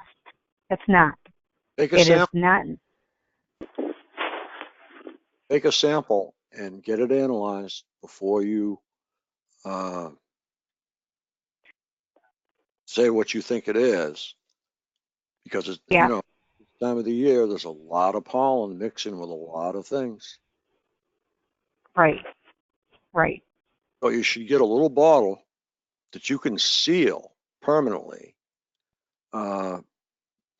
Send it out, have it analyzed, and they'll let you know what's in it. That way there won't be any doubt about what is in that. Right. No discrepancy. Correct. And that I know I've taken tape samples and that. Who's gonna give the correct analysis, Frank? Who's gonna do that? An independent lab? You don't think they'll be able to get to that independent lab? No. See, everybody's getting paranoid to the point that they don't trust anybody in that profession. And what you have to do is say, I would trust Mike Adams to analyze it. Well, so when you go to turn it in, don't put it under your name if they think that that's what they're going to be looking for. Put it under a fictitious name. yeah, just say you want it analyzed. There's plenty of small mom and pop chemical places out there still where you can have something. Well, what you specifically want is a trace test. Yeah, exactly. Yep, you want a trace test. That's what you ask for. And that will come back with exactly what's in all that dust. If it's smart dust, if it's computerized dust, if it's chemical dust. Yep, that's what you ask for. VOCs. What if somebody put something in, a chemical in something that you were eating or ingesting? How do you get that bottle tested to see what kind of chemical that was? Make sure that you are really sure that there is something in it. Because if you go bring a sandwich in and a bottle of Coca-Cola or something like that, that's going to be the last time you're going to be able to bring it in. There's a fly in my soup. Yeah, well, you have to be careful because you have to be relatively sure. So, what do you think is what in about it? blood? What do I think is in it? Yeah. I don't know. I just know that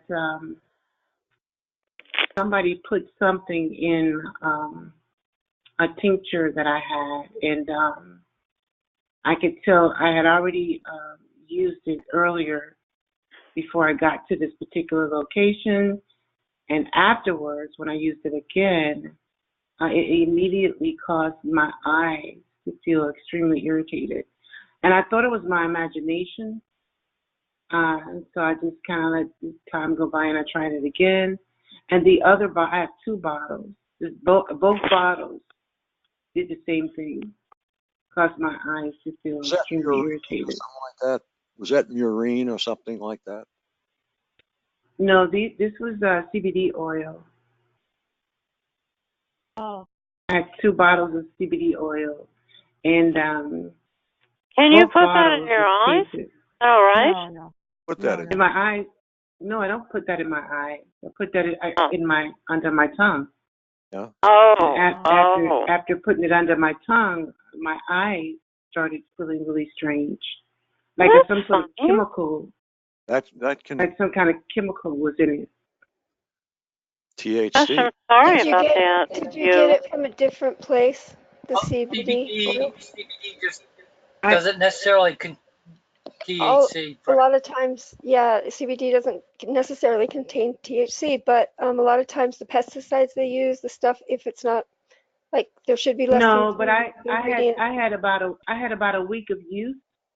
I had about a week of use for both of those bottles, and nothing happened to me until I went to this place, and then I saw the person that did it though. I didn't think about it until afterwards. So basically, did you use it for a week first, and then maybe you went somewhere, and then when you came back, you went to use it, and then all of a sudden it was tampered with? Yeah, I used it for about a week, and then I went to. You're going to have to buy a secure box that has a very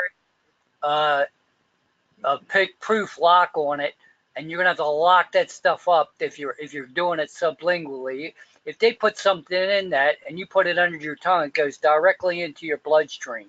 So you're going to have to safeguard that. Right. Well, now I won't leave it alone for anyone to tamper with. I keep it with me all the time. Like I went to a party, I had to buy some more. It's very expensive, and I ended up having to buy more. I went to a party, and I would not leave it alone in my purse. I put it in a bag. And I hooked it around my wrist, tied it around my wrist, and walked around with it at this party because I was not going to leave it, because I know what they did to my other CBD oil. Heck, honey, that was down your bra. That was the second.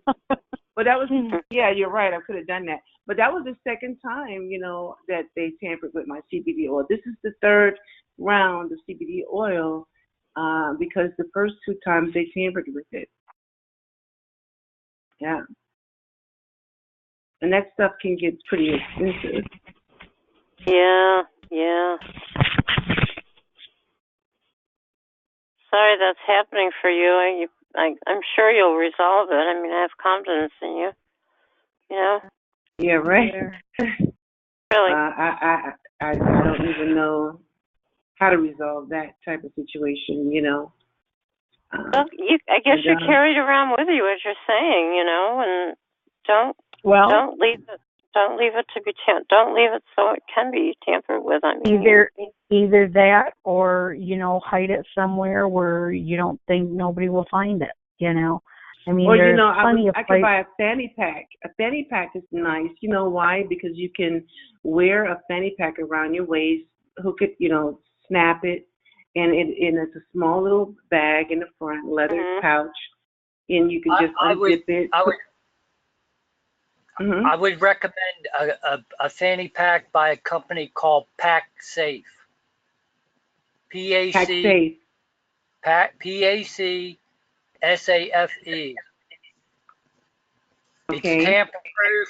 It's highly secure. It has an RFID pouch part in it, where you can put your cards or any devices that you don't want.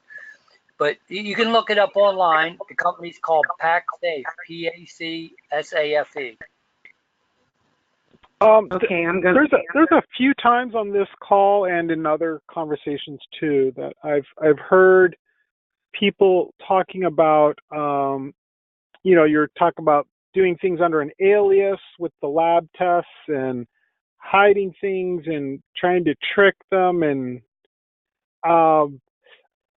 for me, there's a disconnect with these strategies because of the nature of my targeting, and I'm just kind of curious about what kind of targeting we're dealing with. Per instance, when you guys are talking about ways to avoid them being knowledgeable or cognizant of what you're doing or your countermeasures, because in my experience, they see what I see, they hear my thoughts. There's, you know what I mean? There's no way I can't hide anything. If I win the lottery tomorrow, I put $10 million in my bank account. They've got all my passwords. I have zero. At least if that happened, you'd be able to buy some good shielding stuff and probably travel and. No, what I'm trying to say is he is incapable of hiding any passwords, documents, corrections. They see what I see. Calls. They see what they hear me saying it in my head. I mean, there's no way. To my mind, they're just doing it or not doing it, and that's all there is to it. Damien, have you been scanned for neural interface? No. How much does that cost? What you're seeing, there's got to be a neural interface. Of course. But you had never been scanned. No. Yeah. How would I do that? Well, I don't have that knowledge, but I have seen. Neither do I. Yeah, okay. But I could probably find it for you. I'm trying to think. I did watch a video where they were scanning people that had been abducted for devices, and they have found. Yeah, I learned of or I listened to a call the other day with this guy that I forget his name at the moment. He's like a private investigator, and he does this service for like $2,000, and he wants to look at you for 5 days, ideally, and so on. And that all sounded compelling to me. I heard some counterpoints that were interesting and seemed like valid concerns to me too. Combined with $2,000 is steep for me. That's money I don't have. I owe that in taxes right now, and I'm struggling just to pay that. So, along with a lot of us, I would be interested in anything that you believe is a viable, confirmation as far as that I would like, just to be able to show my family, that they're delusional, not me. But anyways, I was just curious about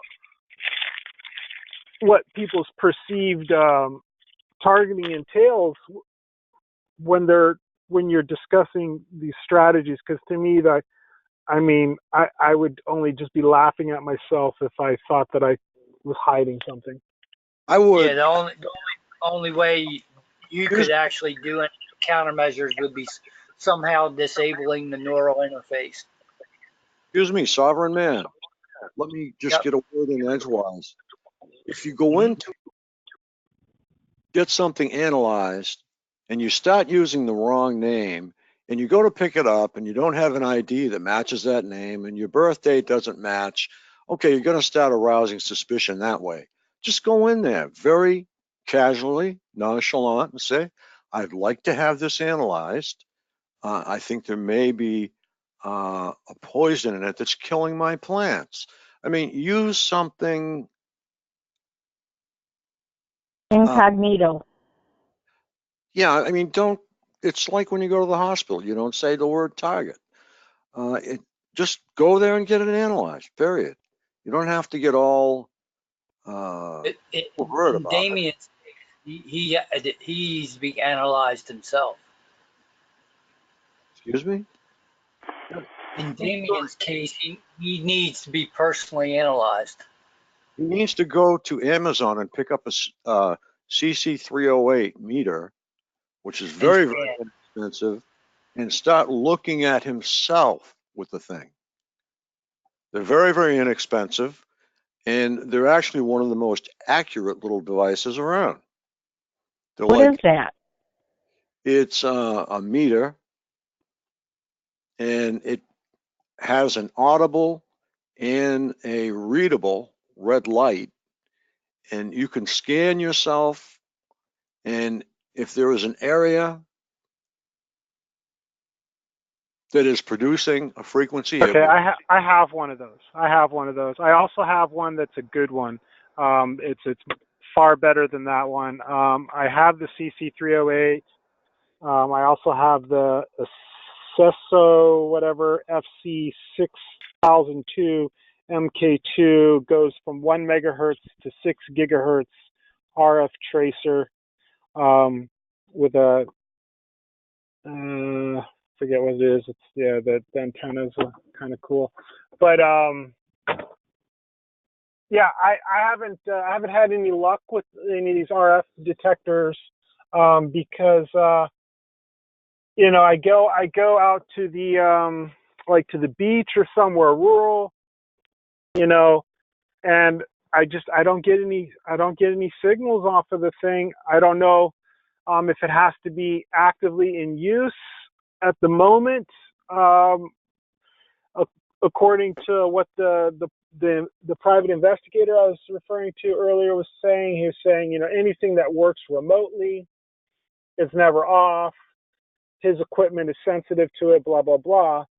But yeah, I mean, I've had absolutely inconclusive, no luck with I have this, like I said, little RF detector, and you know, it's, you know, I get little beeps, you know, when I'm close to other signals, but you know, I haven't been able to conclusively scan myself. I'm not satisfied that I've done an adequate job of scanning, but yeah, I haven't been able to get any indication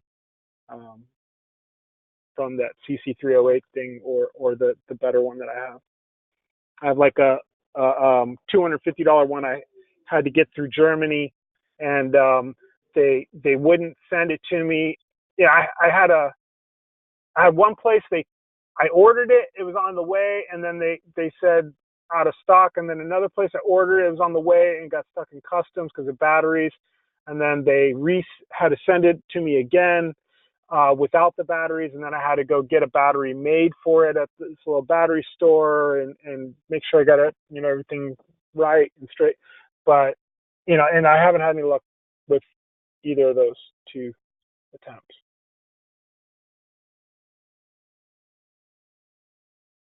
All right, would anybody else like to contribute to that or share something of their own? Just trying to find the guy's name. I'll read nonsense.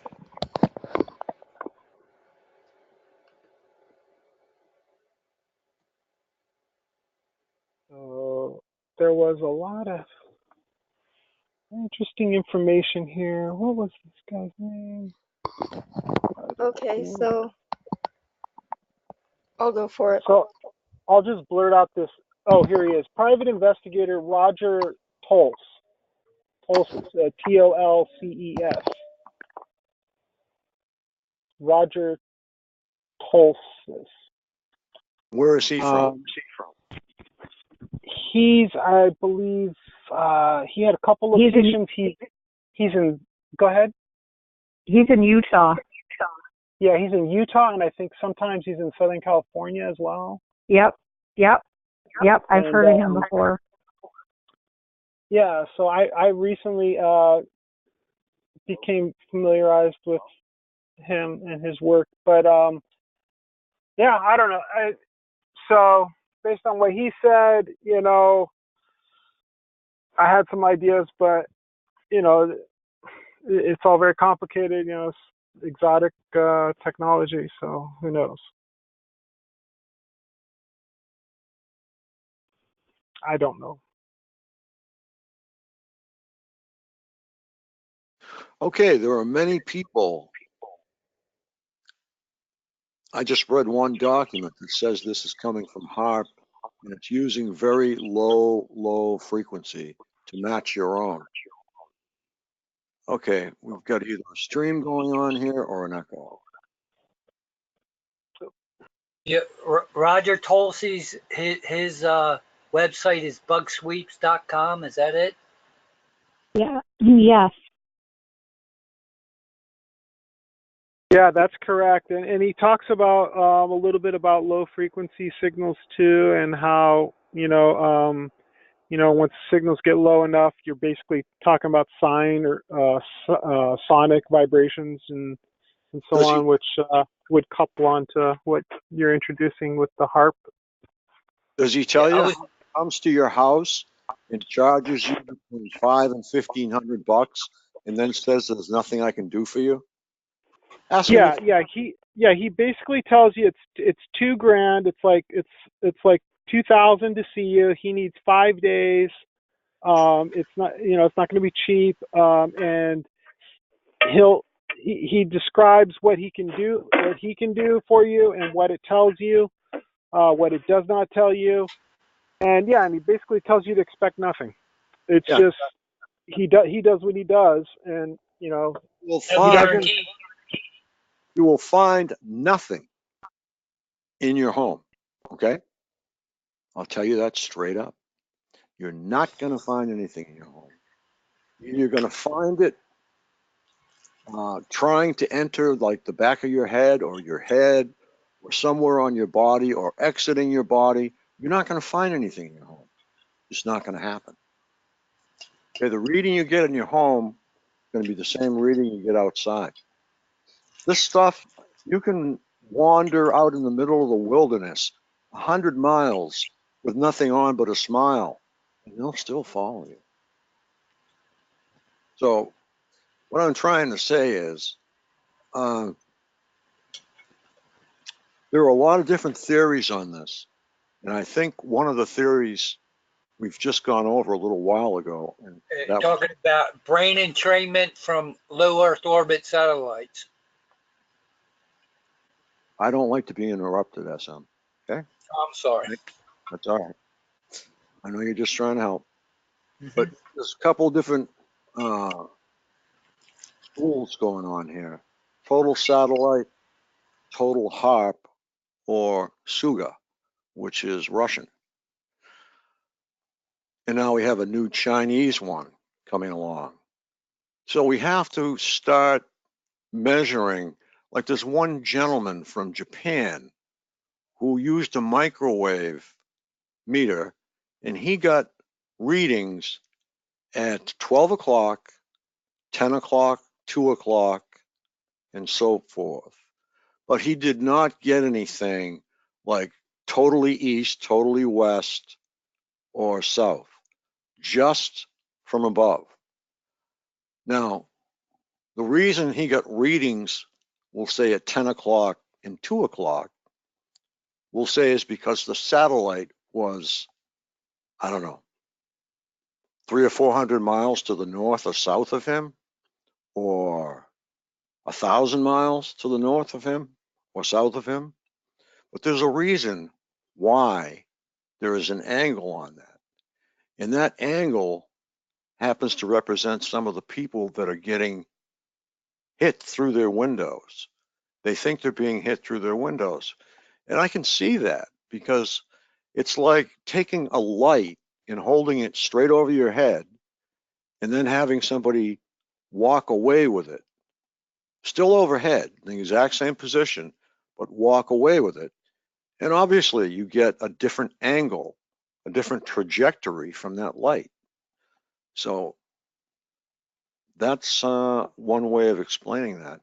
Yeah, well, what I can interpret from that is that it has to be directly within the line of sight in order for it to work. It has to be a straight line. Okay, line of sight with a satellite is a lot different than line of sight in a plane. Line of sight in a satellite equals half of the circumference of the Earth, we'll say. okay? Because it can read, we'll say if it was at the North Pole, 27,000 miles out, it could read the North Pole, plus it could also read everything down to the equator, and then it would fall off. You follow me? So line of sight is out of the question. Line of sight, if you want to take that literally on the ground, the most it is 11 miles. So 11 miles is not going to make it. I know they have over the horizon radar, and that's what the HARP unit is all about, and the SUGA unit. SUCA, pardon me. I can't remember what the hell it is now. But yeah, we have to examine all the data and find out whether we're being tracked by satellites and burned by satellites. I got a pretty good burn out of one. Or whether some of the attacks are coming from the Earth itself. And I mean via HARP.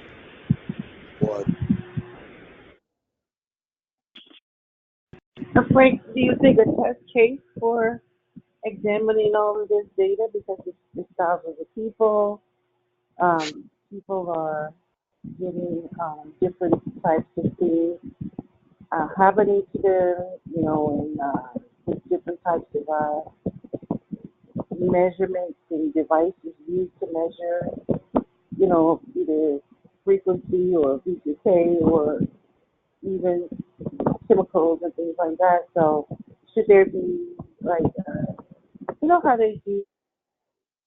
I can't really understand you that well because it sounds like you're in the wind, either in the wind. I am, hold on. Yeah, let me move. I'm sorry about that. That's all right. Yeah, the how they do class action lawsuits, for example, when it's thousands and thousands of people, yeah, and they can't gather information from like if it's 10,000 people, for example. I'm just going to give a large number, and they can't examine all 10,000 people's evidence, if it's a class action. But what they do, they choose specific people to and use them as like the test case for the evidence to be presented to the court, and that evidence covers all 10,000 people because they're in the same class. So I'm just wondering. That's not going to work here because we're dealing with something very, very different. It's not a case. No, it's not a case against a tobacco company where there's. No, I know that. No, I was just using that as an example to try to say what I was trying to say. What I was asking based on the fact that you said that all of this stuff have to be examined, and I immediately thought, how can all that stuff be examined when you've got people scattered across the United States? Some people are not gonna examine when others will, and others are doing all sorts of evidence while others are not doing any evidence at all, or don't know how to gather the evidence. Everybody's interested in class action suits. That's great. I'm not talking about doing a class action though. I'm saying that, however. Yeah, I'm not interested in a class action suit, but we have a target, and we don't have a target yet. I'm not saying anything about a class action, Frank. I just use it as an example. Okay. What I'm saying is, okay, let me put it this way: because there are thousands and thousands of people, I guess, being targeted, and you've got different issues like V2K, you've got the drones, you've got the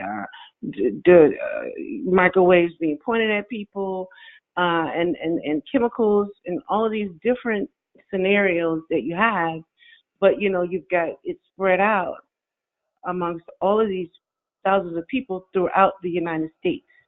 So because of that, And collecting evidence, you said we have to collect evidence, or we have to analyze stuff.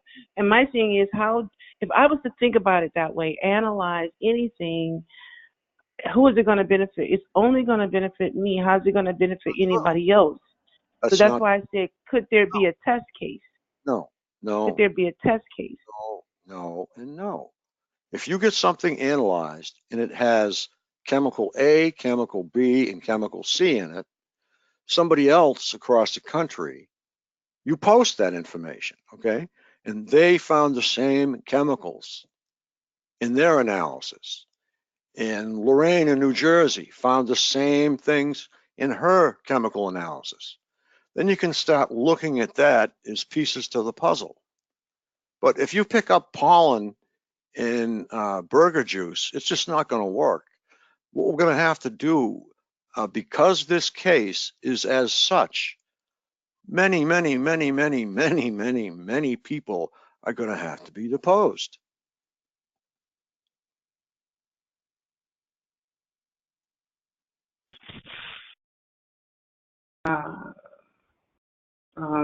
Deposed, that sounds like a court case.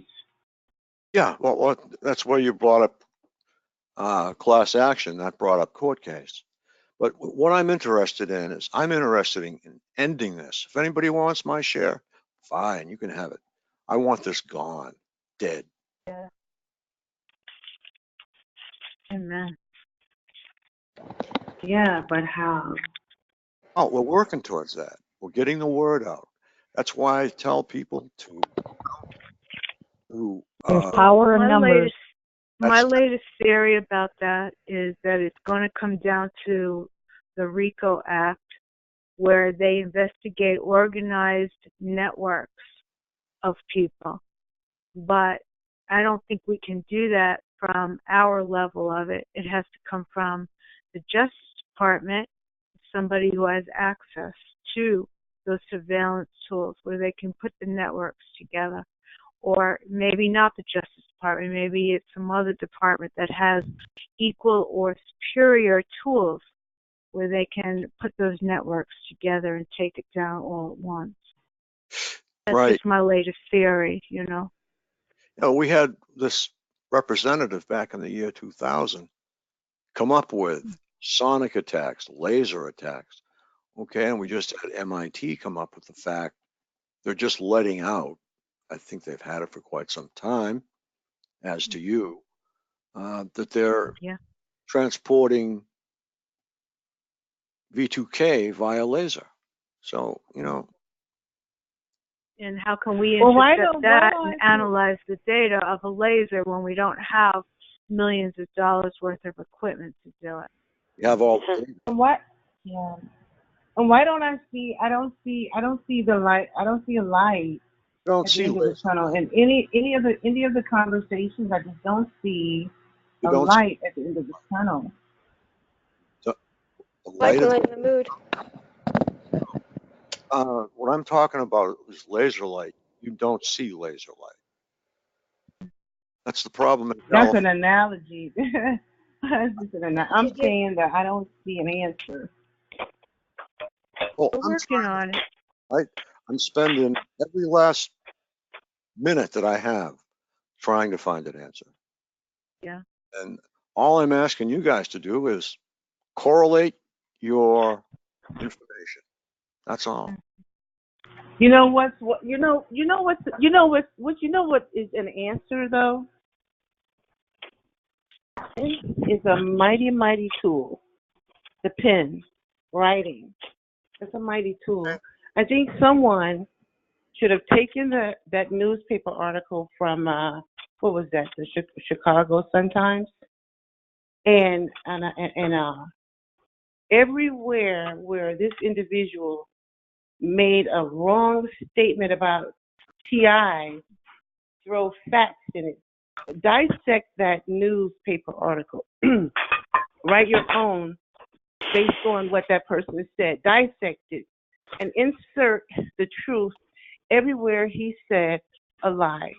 And once you do that, send it out. Send it out to all of his colleagues, all the other newspapers. Just keep doing stuff like that. Send it out everywhere you can think about. I would have been, if I had been involved in that, I would have attacked that. I would not have let that just go. I wouldn't have talked about how sad I am about it happening. I would have done something about it. And the only thing I could come up with, once you get started on an idea, more ideas come up. Once you start talking about what you're doing, then more people have suggestions on what else can be done. Other people would have jumped on top of that situation and sent that out to all these different people, whether they accept it or not. But you put some good, logical truth, insert underneath all the lies that man told about TIs. That's one way of he opened it up for the truth to be told. He opened it up for the truth to be told. And we're just sitting on it. No, we're not. Sitting on People it. are reacting and people are writing, and there'll probably be some phone calls. Did you write a letter yet? Write a letter to who? Write a letter to who? To the person that wrote the article? Yeah, write it to the paper or to the, editor's notes. I don't mean doing it that way, because it's not going to work that way. I don't mean doing it that way. I mean doing it to where he's exposed, to where people will be interested in understanding what's happening with his article, what's the information that's rebutting what he's saying, and not go to his editor, because they're just going to trash it, throw it in the garbage. Who's going to complain to the editor? I'm just asking, you're complaining that we're not getting anywhere. I'm not complaining. I'm not complaining. I'm saying that's one avenue. That's one avenue. Frankie, and I wasn't involved in that. Yes, sir. Okay, ma'am. I I'm think sorry to butt in here. long. Yeah. I had a question for that guy that said he's got remote neural monitoring, or I guess I can read your thoughts. Yeah. I was just wondering if he was still here. I was just wondering what they were doing that made him figure out they were reading his thoughts, because that's kind of what I've been going through. The V2K part of it, probably, and the subliminals. That's what I get too. Because what I experienced was, I'd be driving down. I drive truck down in Wyoming when I was hauling oil, and everybody on the road was doing things to me as I passed them, and they all knew where I was at. And I drove the same truck as a bunch of other truck drivers do, but nobody other of the other truck drivers said that they were experiencing that kind of stuff. And then, like another time, I went to a movie that one with Mark Wahlberg. Is it Deep Horizon? Oh yeah, okay. And I knew something was going on with all the people and all the weird looks I got on the highway. And it was in Gillette, Wyoming, and it happened from Gillette to Casper, and it went on for like a month. It was really heavy. Just everybody was doing something as I went by. Some people were putting their finger up to their head, like, shoot yourself, and I don't know. It got to the point one day, I was so overwhelmed with it. I'm like, I just thought to myself, I should just, end myself, and it'd just be lights out. And then as soon as I got back onto the highway from my oil lease, people were starting to turn their headlights off as I went by them. And I just thought that in my head. And then I went to a movie with Mark Wahlberg in Deep Horizon, and during the movie it was at a part where everything started exploding in the film, and everything was real serious, and Mark runs into this room and starts stacking these like jerky stick tubes and like candy stick tubes on this shelf, like it was really important to not let them fall. And and I was there with my family, and I'm like said, to myself, what the F?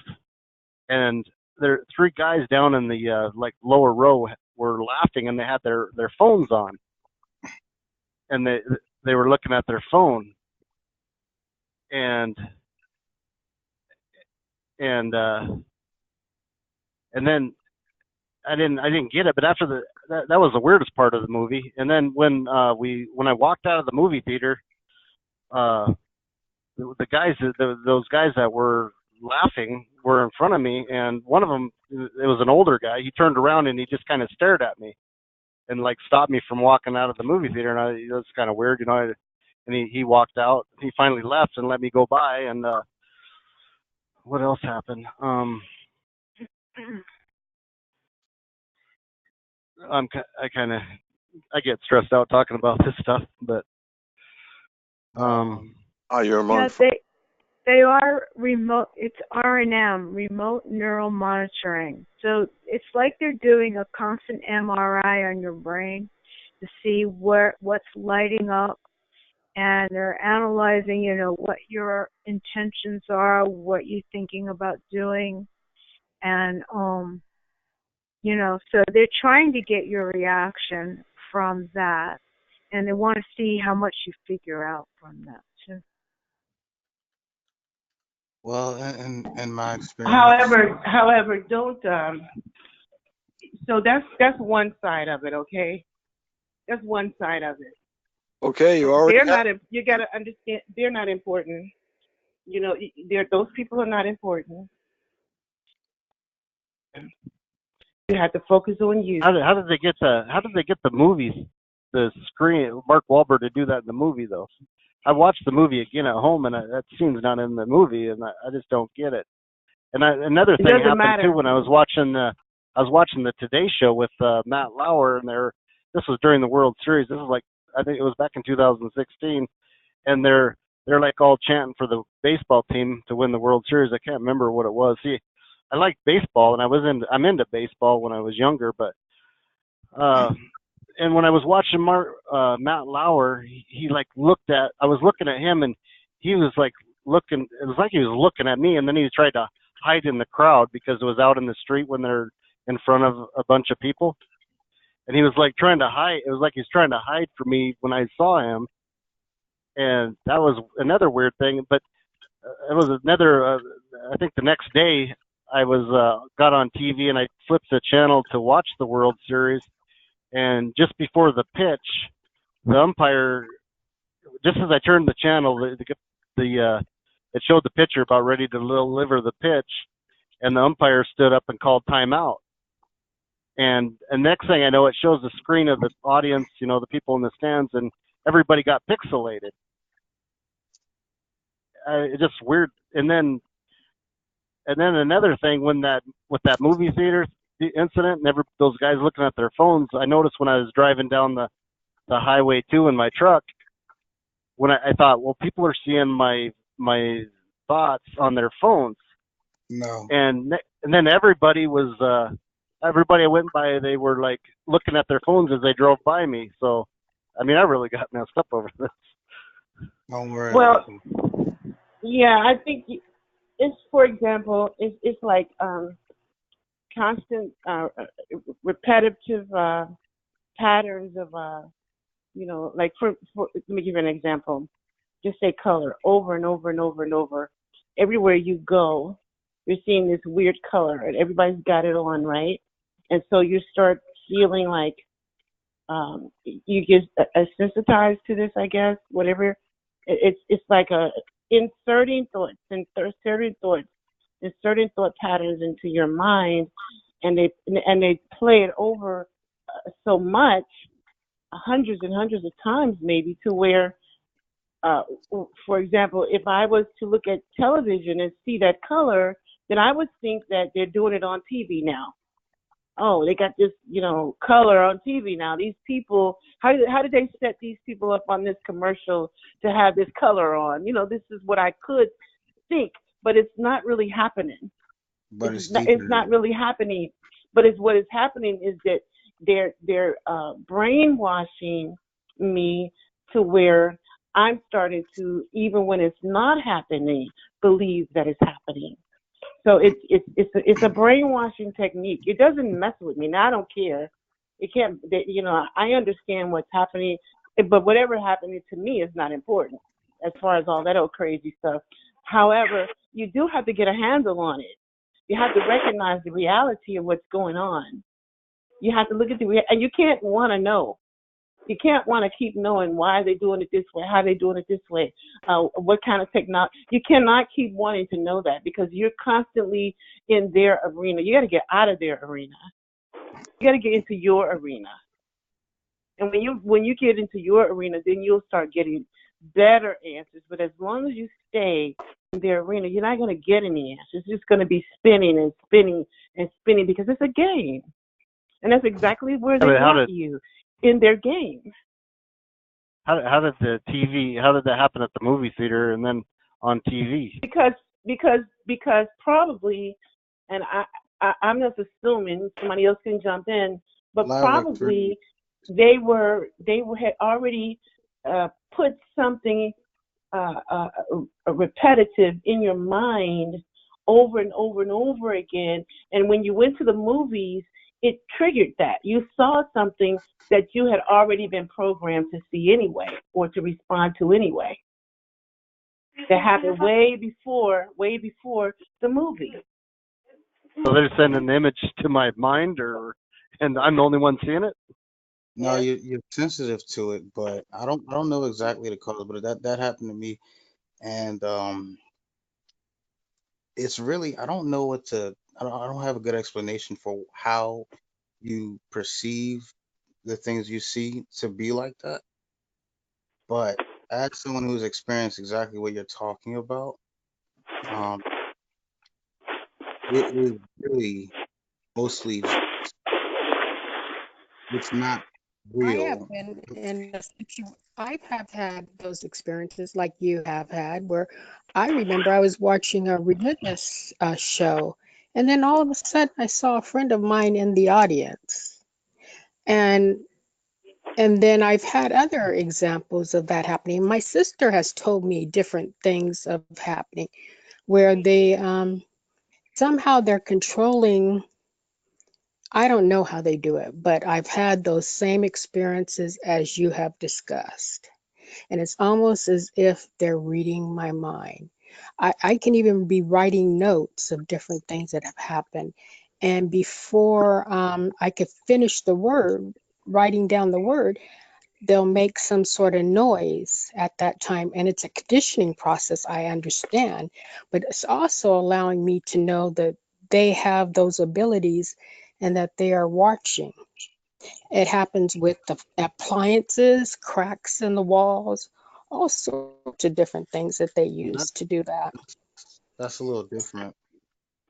Yeah, but however, it's different types of mind control they use. But when you step back, honestly, truly, when you really, and it's not an easy process to step back and be in your own zone while dealing with this. You have to really work at it. But when you do that, when you're able to accomplish that, you start seeing the reality of what's going on.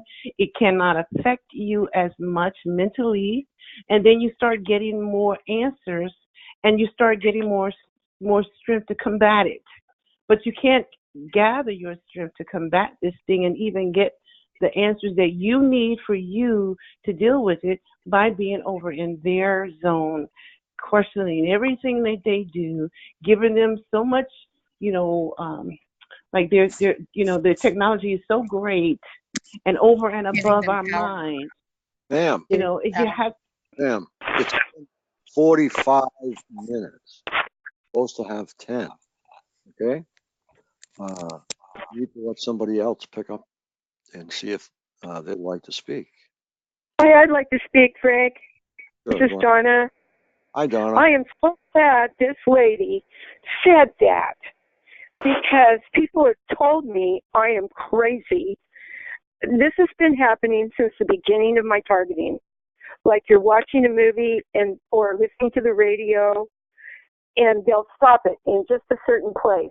Watching videos when I didn't have computers. they would stop it in places like dangerous places all the time. I went through that. Now I've been going through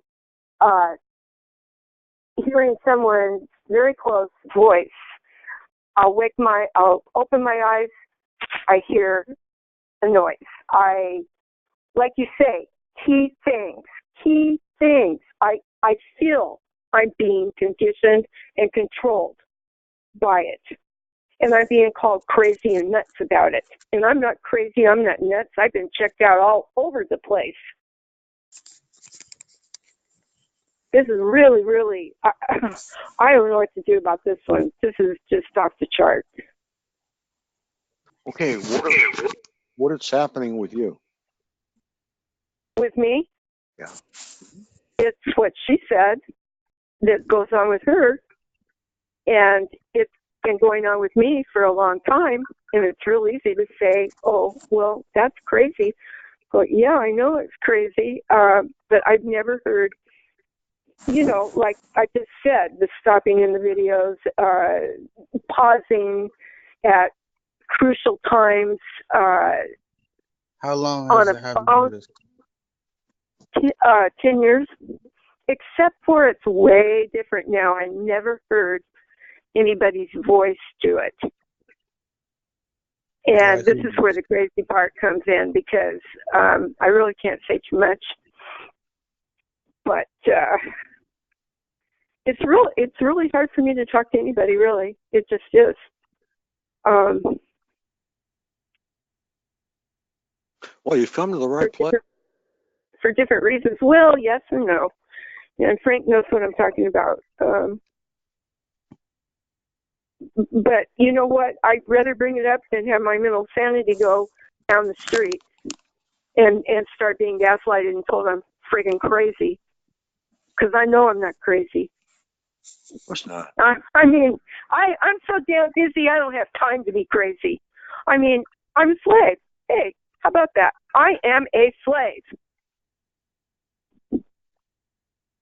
Don't say that, because you are true. It's true. It's not promises. It's slavery. Okay, that's what it can be, but don't say that it is, or you'll own it. You have to be positive about it. You can't give them any power with that. Your mind's very powerful. You can actually build your own firewall. Hypnotists will do it for you if you go to a hypnotist, but you can build your own. And you say to yourself, nothing can get beyond that firewall. And keep repeating that to yourself. See, Frank, who is that talking? I'm not sure. I want to stay anonymous today, okay? Okay, sure. You want to say it? Because you and I have similar targeting. And it's very Can I difficult get your number? because most people don't have that right. type I've of never targeting. heard anybody say it before. What is your name? Well, my name is Ann. Ann? Oh, I talked to you before. I'm 12. Could Frank give me your number, or somebody give me your number? Yes, he can. Yes. Thank you. Okay, I need yours too. Okay, how am I going to get you my number? You can send it to frank@targetedmassachusetts.org if you like. Thank you. And I have all this, but I've got so many notes and stuff. It's What state are you in? I'm in New York. frank@massachusetts.org. No, hon, what state are you in? Right. I'd rather not say right now on the phone. Oh, okay. Well, there's something that you really, I don't know how long you've been on the call. I've been on the call for 10, well, this one not 10 years, but I've been a target 10 years, knowingly. And I've been as well, but more like 12 years. But the brain shit started really in 10 years. Feels like they're in there with a searchlight, right? Like they're in there, they're in your brain crawling around with a searchlight, just looking for shit. It was always different until I moved to a new state. it was always different. And I moved to a couple states, okay? And this time it's like you say about the flashlight or whatever. You open your eyes and you hear it. I mean, the minute you open your eyes, I know. It's like someone's in your brain. Yeah, I mean, there's many things that go on. I would be very grateful to. But the point that I want to make is they know everything. They know everything. There's no I hiding. can see how they do. I can sure see how they work that one. Yeah. There's no hiding anything. It's like, even if you wanted to speak to someone in private, or even get an attorney, they're already 3 steps ahead of you. They know what the conversation's going to be. They know what you've been thinking. They hear all the creaks you get the creaks in the wall too, the tapping in the wall. Yeah, I've had it all, every bit of it. All right. I hear, it's always kind of different everywhere I go. They took my home from me, and my 2 businesses.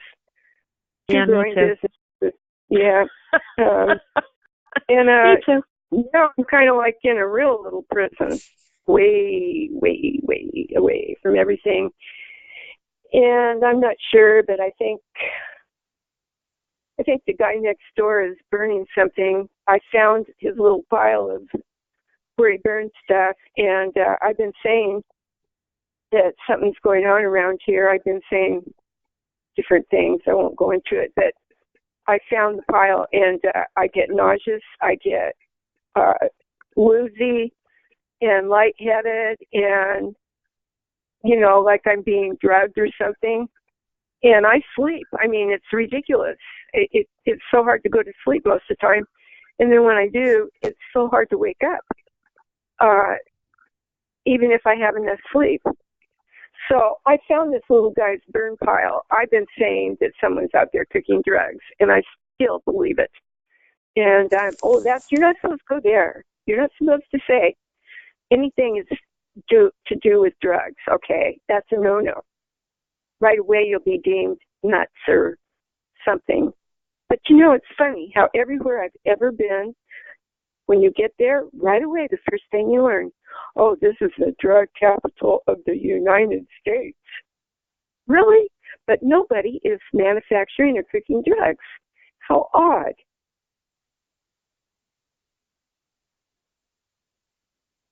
They have all ways of doing it. I won't. I will not. One thing that I do control, I will not look over my shoulder. I will not. I will not look towards other people. And I've been pretty successful in that. I don't suspect. I will not suspect. In fact, when they have to make physical contact with me, it's actually hilarious because they have to go to such an extreme to get my attention. And it's not a stalking kind of thing with me. It's different.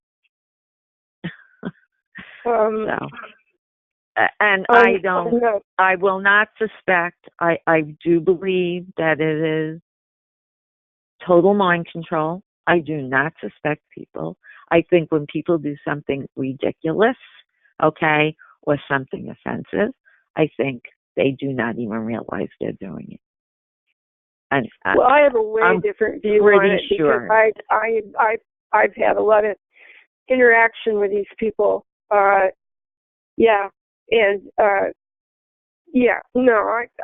think that's wonderful, but I think there's so many of them in so many different capacities, and I think that I've been used as a patsy over and over and over is what I know. It's what I know. When you lose your securities, the things that are your safeguards, you're open for anything then. I know. And you can talk about you guys. I heard you earlier talking about morality and IQs and all these things, and they're, you know, it's hilarious because there's not just one thing. There are so many dynamics going on here, and I believe that you know, you can't just say, well, this is happening and that's it. No, I've experienced too much for that. You know, they know who to pick, who they want to work around, who's not safe to work around. There's a lot of dynamics involved, a lot. And I agree with you. Mm-hmm. Yeah, well, the there's thing that they're also- doing, I don't know if you ever heard, I guess Robert Duncan and Brian both talk about the firewall, right? There is a firewall, and it's either a child, as Brian would say, or somebody. Well, I've surmised that it's probably my mother. My elderly mother actually takes thoughts right out of my head. She just takes them right out. She takes the words out of my mouth. So, I mean, the woman is deaf. She's not like privy to anything. And, you know, I would imagine there would be some targets that would just be saying, oh my God, someone's paying her to do this, to turn against me. No, right, yeah. no, I do not believe that. I believe that this is a very, very big, crazy psyops going on. Mm-hmm. And she has no control over it. Yeah. She has no control over it. She just, you know, it just comes to her. In fact, she has said to me, she's like, I close my eyes and it just comes to me. It just comes to me. I could see the whole picture, you know? So, and they did tell me early in the beginning of this, they called it sleepies. Okay? Yeah. Very clearly, they called it sleepies. And they will attack people in their sleep. And they will pick up their brainwaves and read their minds in their sleep. And they will give them information while they are sleeping. Oh, yeah, I'm sure. Don't they have to be awake to do that all night? Yeah, they have to be awake to do that. Right. No. I don't know. You don't think they have to be awake? I think the subliminals, no, because then they would be like us. They would be aware. See, we are the aware ones. The ones that aren't aware are the ones that are sleeping and getting the information or giving the information. No. I'm talking about the people that are doing it. The people that are doing it. They can't do it. Them be asleep. They must be awake. Oh, yeah. All night. Oh, God. Yeah. All night. All morning. Well, whenever there are shifts. There are shifts. There's computers that don't sleep and shifts. And that's the way it goes. So, right. And you could actually feel the difference in personalities. I know I can. Sometimes they're mean as mean. Mean as mean could be. And sometimes it's like, nah, that's not the same person. You know, this one is a joker. That one has a little bit more compassion. You know, one thinks that they're, well, I do know that one acts like a 12-year-old. If you're a Christian and a lot of other people aren't, will say, they don't even know what you're talking about. They don't even know what you're talking about.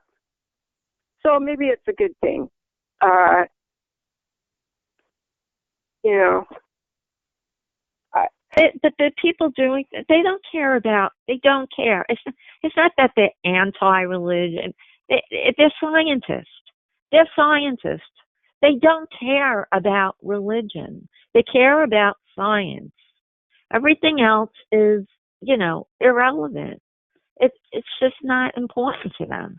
Just getting their data and their research done. That's the only important thing there is to them. The data. You know, I took a picture of this, and I believe I sent it to Frank. I don't know if I put an explanation. They actually, now how they did it, whether it was on me or hanging somewhere else, but they managed to mangle my crucifix, my crucifix that I wear around my neck. Like, how on earth? They burnt the pearl in my cross. I couldn't have bent it. I couldn't have bent it like that. I mean, even if I slept on it, I couldn't have bent it like. There is no way I could have done that without, pliers and a vise. There is no way I could have done that to that cross. Right.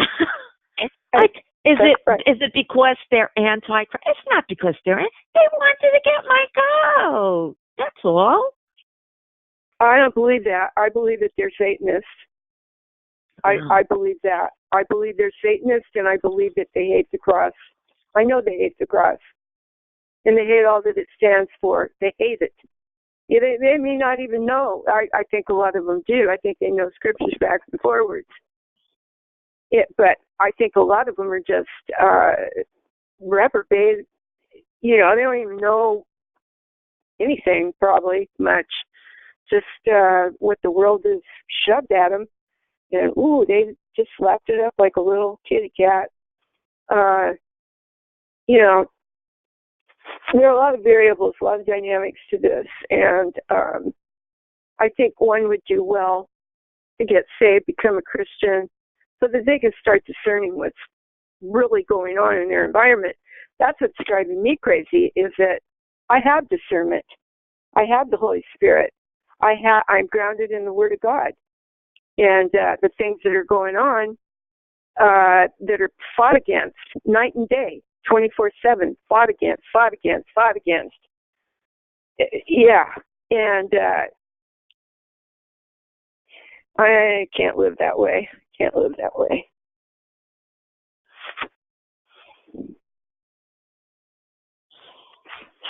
know. But believe it or not, we've been living that way. So. I wasn't living that way before this happened. I used to call it church in my chair. I'm a hairstylist. I had 2 businesses in 2 parts of town.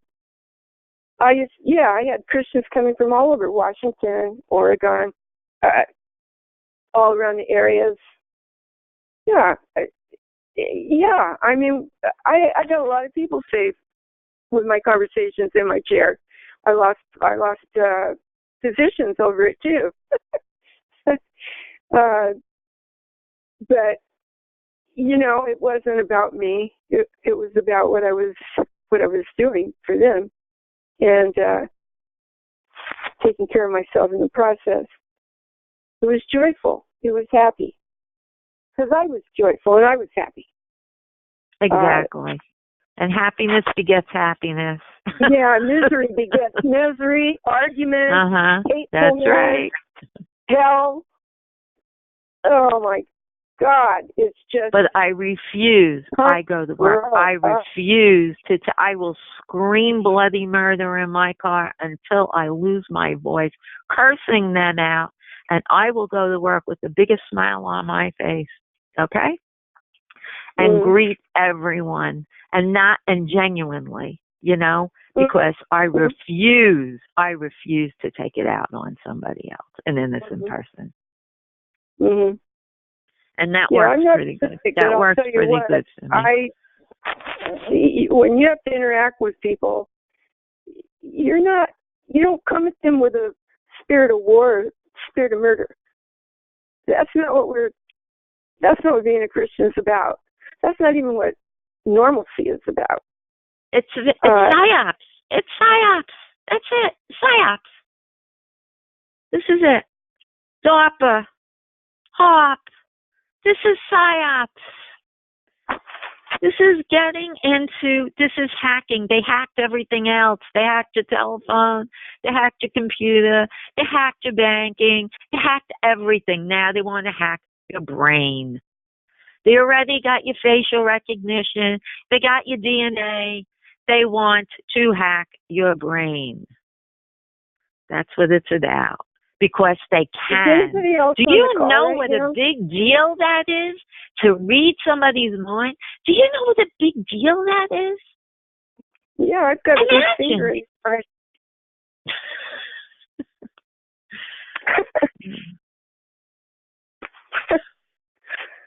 They're making billions on us. That's bizarre. Sure. Every single discovery made, it took animals' lives, which was talked about before. It took the lives of dogs and rats and mice and monkeys. You know what? But they can't do that. They can't do what they're doing to us because they need a human for this. They need a human for this. So, not that I was opposed to the animals anyway, but no, they need humans for this one. Maybe they should go down to the App Store and get a blow-up doll. And maybe this is only the beginning for them. Maybe the control comes because I don't believe that I'm being controlled unless I want to.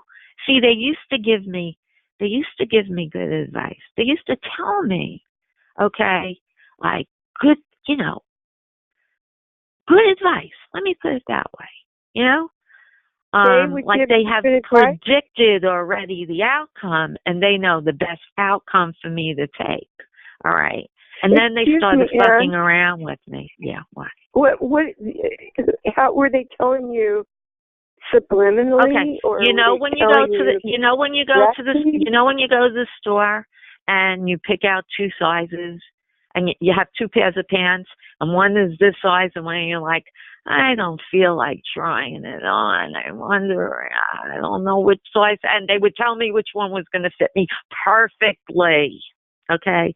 They were right every single time. Okay. Another time, they directed my GPS to go somewhere that I was not going. And I played along. I went, okay, I'll play. I'm going to play with you. You want me to go in that direction? I'll go in that direction. You want me to get off that exit?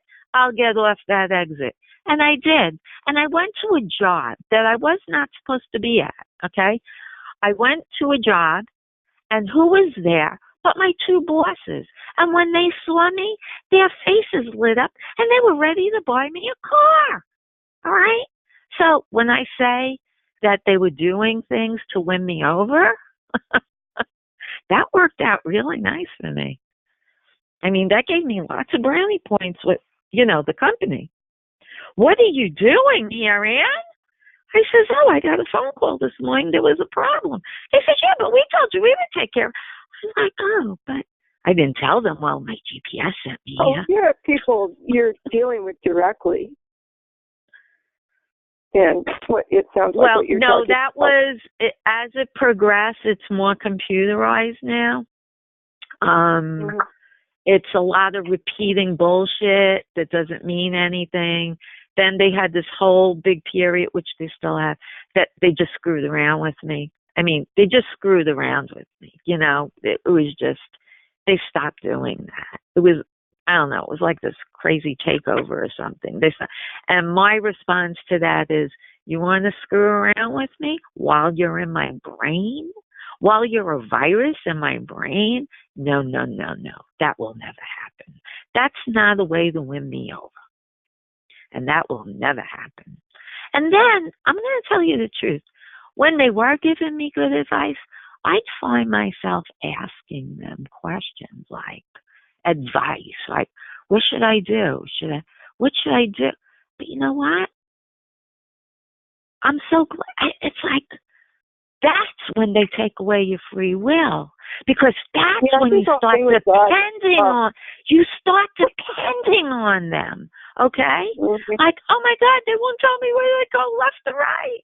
They're not telling me if I should turn left or right. What should I do? No. What would I do if they weren't there? If I made a mistake, I made a mistake. I just turn around and go the other way. That's where your free will comes in. Do you have any idea? Do you have any idea how many people are on the call right now? I have no idea. No.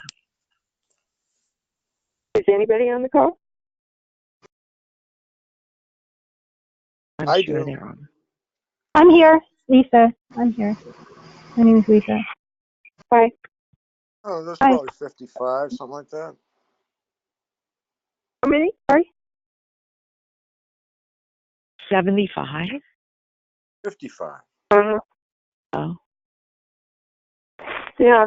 I wonder if anybody else goes through that first thing we were talking about where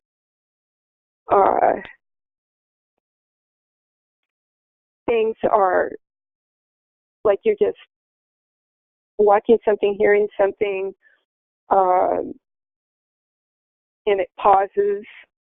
And then the other one, like you open your eyes in the morning, first thing, there's like a clearing of the throat or some sign, some audible from the same person all the time. And like a prompt. like a control measure, it sounds to me like. Do you ever get the static on the TV when they're trying to get a point across? I don't have TV anymore. I don't need it. Oh. Yeah. I do. The static on the radio, the static on the TV. They took my Christian station. Yeah, the tapping on the walls. It's just. Well, it's different. I'm in a single-family home. It's different, but the being in the box is crazy. The apartment living, it's unbearable. Hi, it's Sam. The other one? I've just been listening. I don't know. I am really having a real time and a half with this, getting the sound volume lowered down on this to get these roaches quiet. I mean, it was all I could do yesterday to get the light bill and stuff paid. I'm tired of listening to these people. I'm tired of listening about nursing homes and social workers. They're the ones that need them. I mean, why do I have to be like that, have it this way? Who's talking about that to you? People on the calls? No, the B2K. Yeah. Oh, yeah, I mean, B2K. Yeah. I mean, because look, this is what happened. I'm not great with electronics, or else maybe I wouldn't have been put in this sorry ass program. Okay. So if I was able to make more money with whatever, I recorded the room a couple times with an analog device. All there was just, like the sound of the fan. There wasn't them screaming about nursing homes and stuff I'm not going to talk about on here. Okay? And the gaslighting. And and I just, as a blind person, I just have to sit here and suck it. Oh, man, that's the Lord. Oh. Oh, you think so? Yeah. Oh. Now, what is all this crap about reparenting? Is anybody getting that garbage? Reparenting? Yeah. I believe in it. I believe in it at any age. I believe you can always go through it again and again or whatever it takes. I believe in doing your psychological work. But, all right. I can understand where you're coming from. Let me say that, okay? I am 46 years old, not 4.6 years old. Okay? I don't want to be told all day by whatever that I need to be watching Sesame Street and be put in a nursing home and a whole bunch of stuff. Let me put it to you this way. It would make R. Kelly throw up in the floor. It's that sickening. It must be horrendous for you. Yeah, to say the least. Actually, horrendous would be a major improvement. Yeah. You're laughing? I don't. I'm laughing about it. Would be. I can see, no, I mean, I don't know your experience, but I can guess because I know what it is sometimes not to be able to see very well.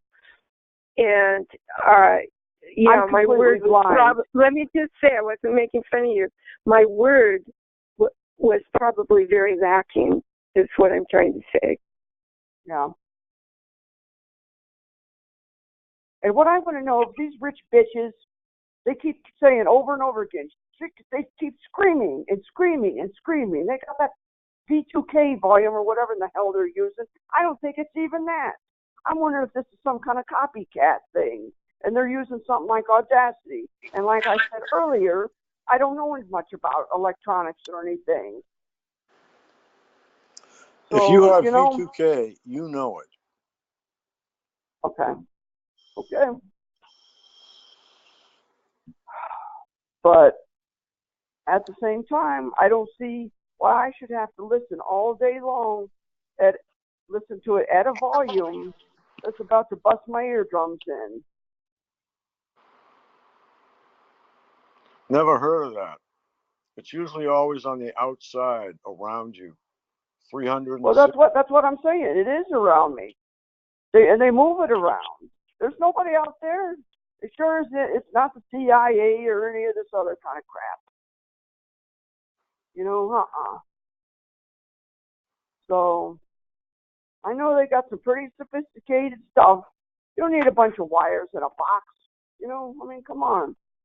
It's probably Now, somebody told me Kevin Christian is like goofy, but then other people told me that a lot of what he says is very correct. And I just started listening to him a little bit. It's pretty far out, I can say that. But he was talking about broadcasting. And he said that every teenager around his block knew about broadcasting. And so they can do all sorts of things with it. Real stupid stuff. They have hive minds for anything you want, I guess. That's nice, but it sounds really crazy. I mean, a lot of it, but the broadcasting somehow didn't sound that crazy to me, because it seemed like that it would be very simple. It would be wireless, I believe, and they could I'm not 6 do. years old, like they keep saying. Yeah, I understand that. I mean, kind of right now, I'm just trying to survive the best way that I can, because I got a real big problem to deal with tomorrow that I have to, and hopefully she won't have child care again, and then it'll give me a break. So, yeah. Thanks a lot, United States. Children? No, we're talking about my home health person. About who? My home health person.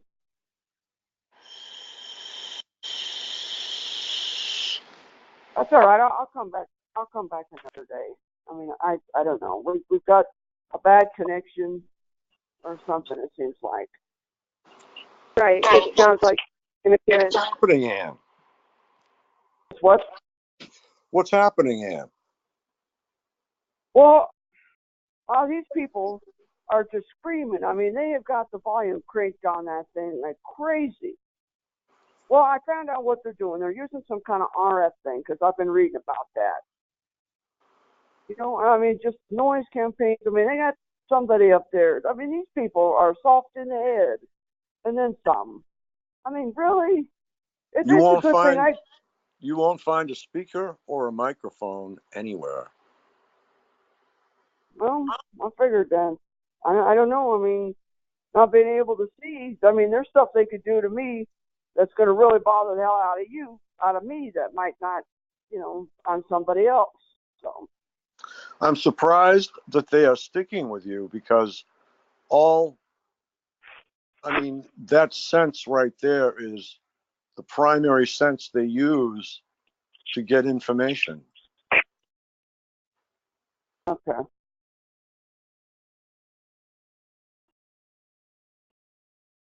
You're like saying I these said, places where they get the information the prime way? Well, audio and visual. Those are the two ways they get information. I don't have any eyesight anymore because they took that away from me. They stole it from me. Now I got this god awful light I have to look at all the time. It's not a phenomenon. It's called photopsia. The floaters. Like I say, I'm surprised they are sticking with you because they really can't get any more information visually. I don't know. That's true.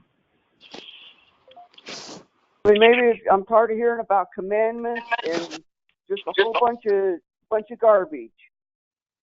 That's what they say. It's all garbage. Well, I don't need to be listening to it. Well, what do you want? What are you going to do for now? I don't know. I mean, I've been moving heaven and earth to try to throttle it down. I've got this foot cream. I've got all this other stuff y'all recommended. It works a while, but whatever the thing is they got a hold of, Lord. Well, I tell you something. The other week, I think I made their tech support awful mad because all I did was I unplugged a power strip on accident in here. And, I am not making this up now. I could hear is that I heard it, the volume was, after a bunch of cussing, it sounded just like a huge Tourette syndrome. And somebody was screaming about, we lost $4,000, which I don't believe that either, but whatever. No, they will use sounds to make themselves louder. They can do that. That's right. By Learbird or one of the other things. It's voice print. No. They mix, the sound comes out, right? It goes to them and they mix it and it comes back to you. Okay.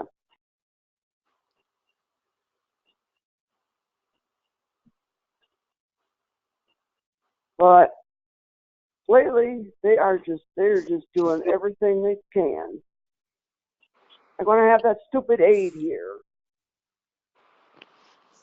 You know, and she overstates her welcome, and I mean, she's actually committing welfare fraud. But she's got her own problems. She's got 2 kids. She can't get child care to take care of the one with his little tiny baby. So,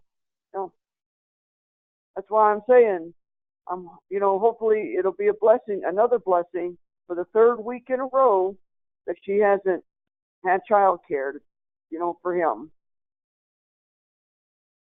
Because the other one's in school until 6:15 in the evening. See, this is the dynamics of the situation I'm working with here.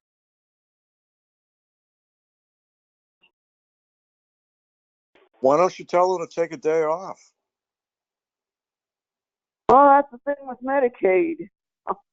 I mean, this CDS program is a joke.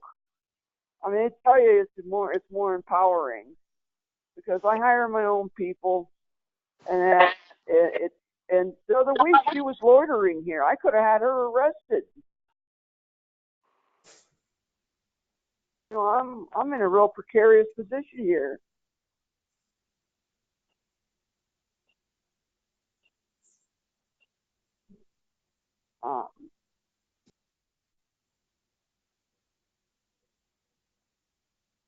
I don't know. I mean, I don't need to be listening to their crap all day. And then, she comes over here. Person I don't really want. This person is young enough to be my daughter. She can't take care of her own self. And she's trying to tell me what to do. Yeah. So, bugs the hell out of me. When I got this fibromyalgia or whatever these bunch of losers did, to me, is really ruining my life, just like the blindness. I mean, I'm just being honest.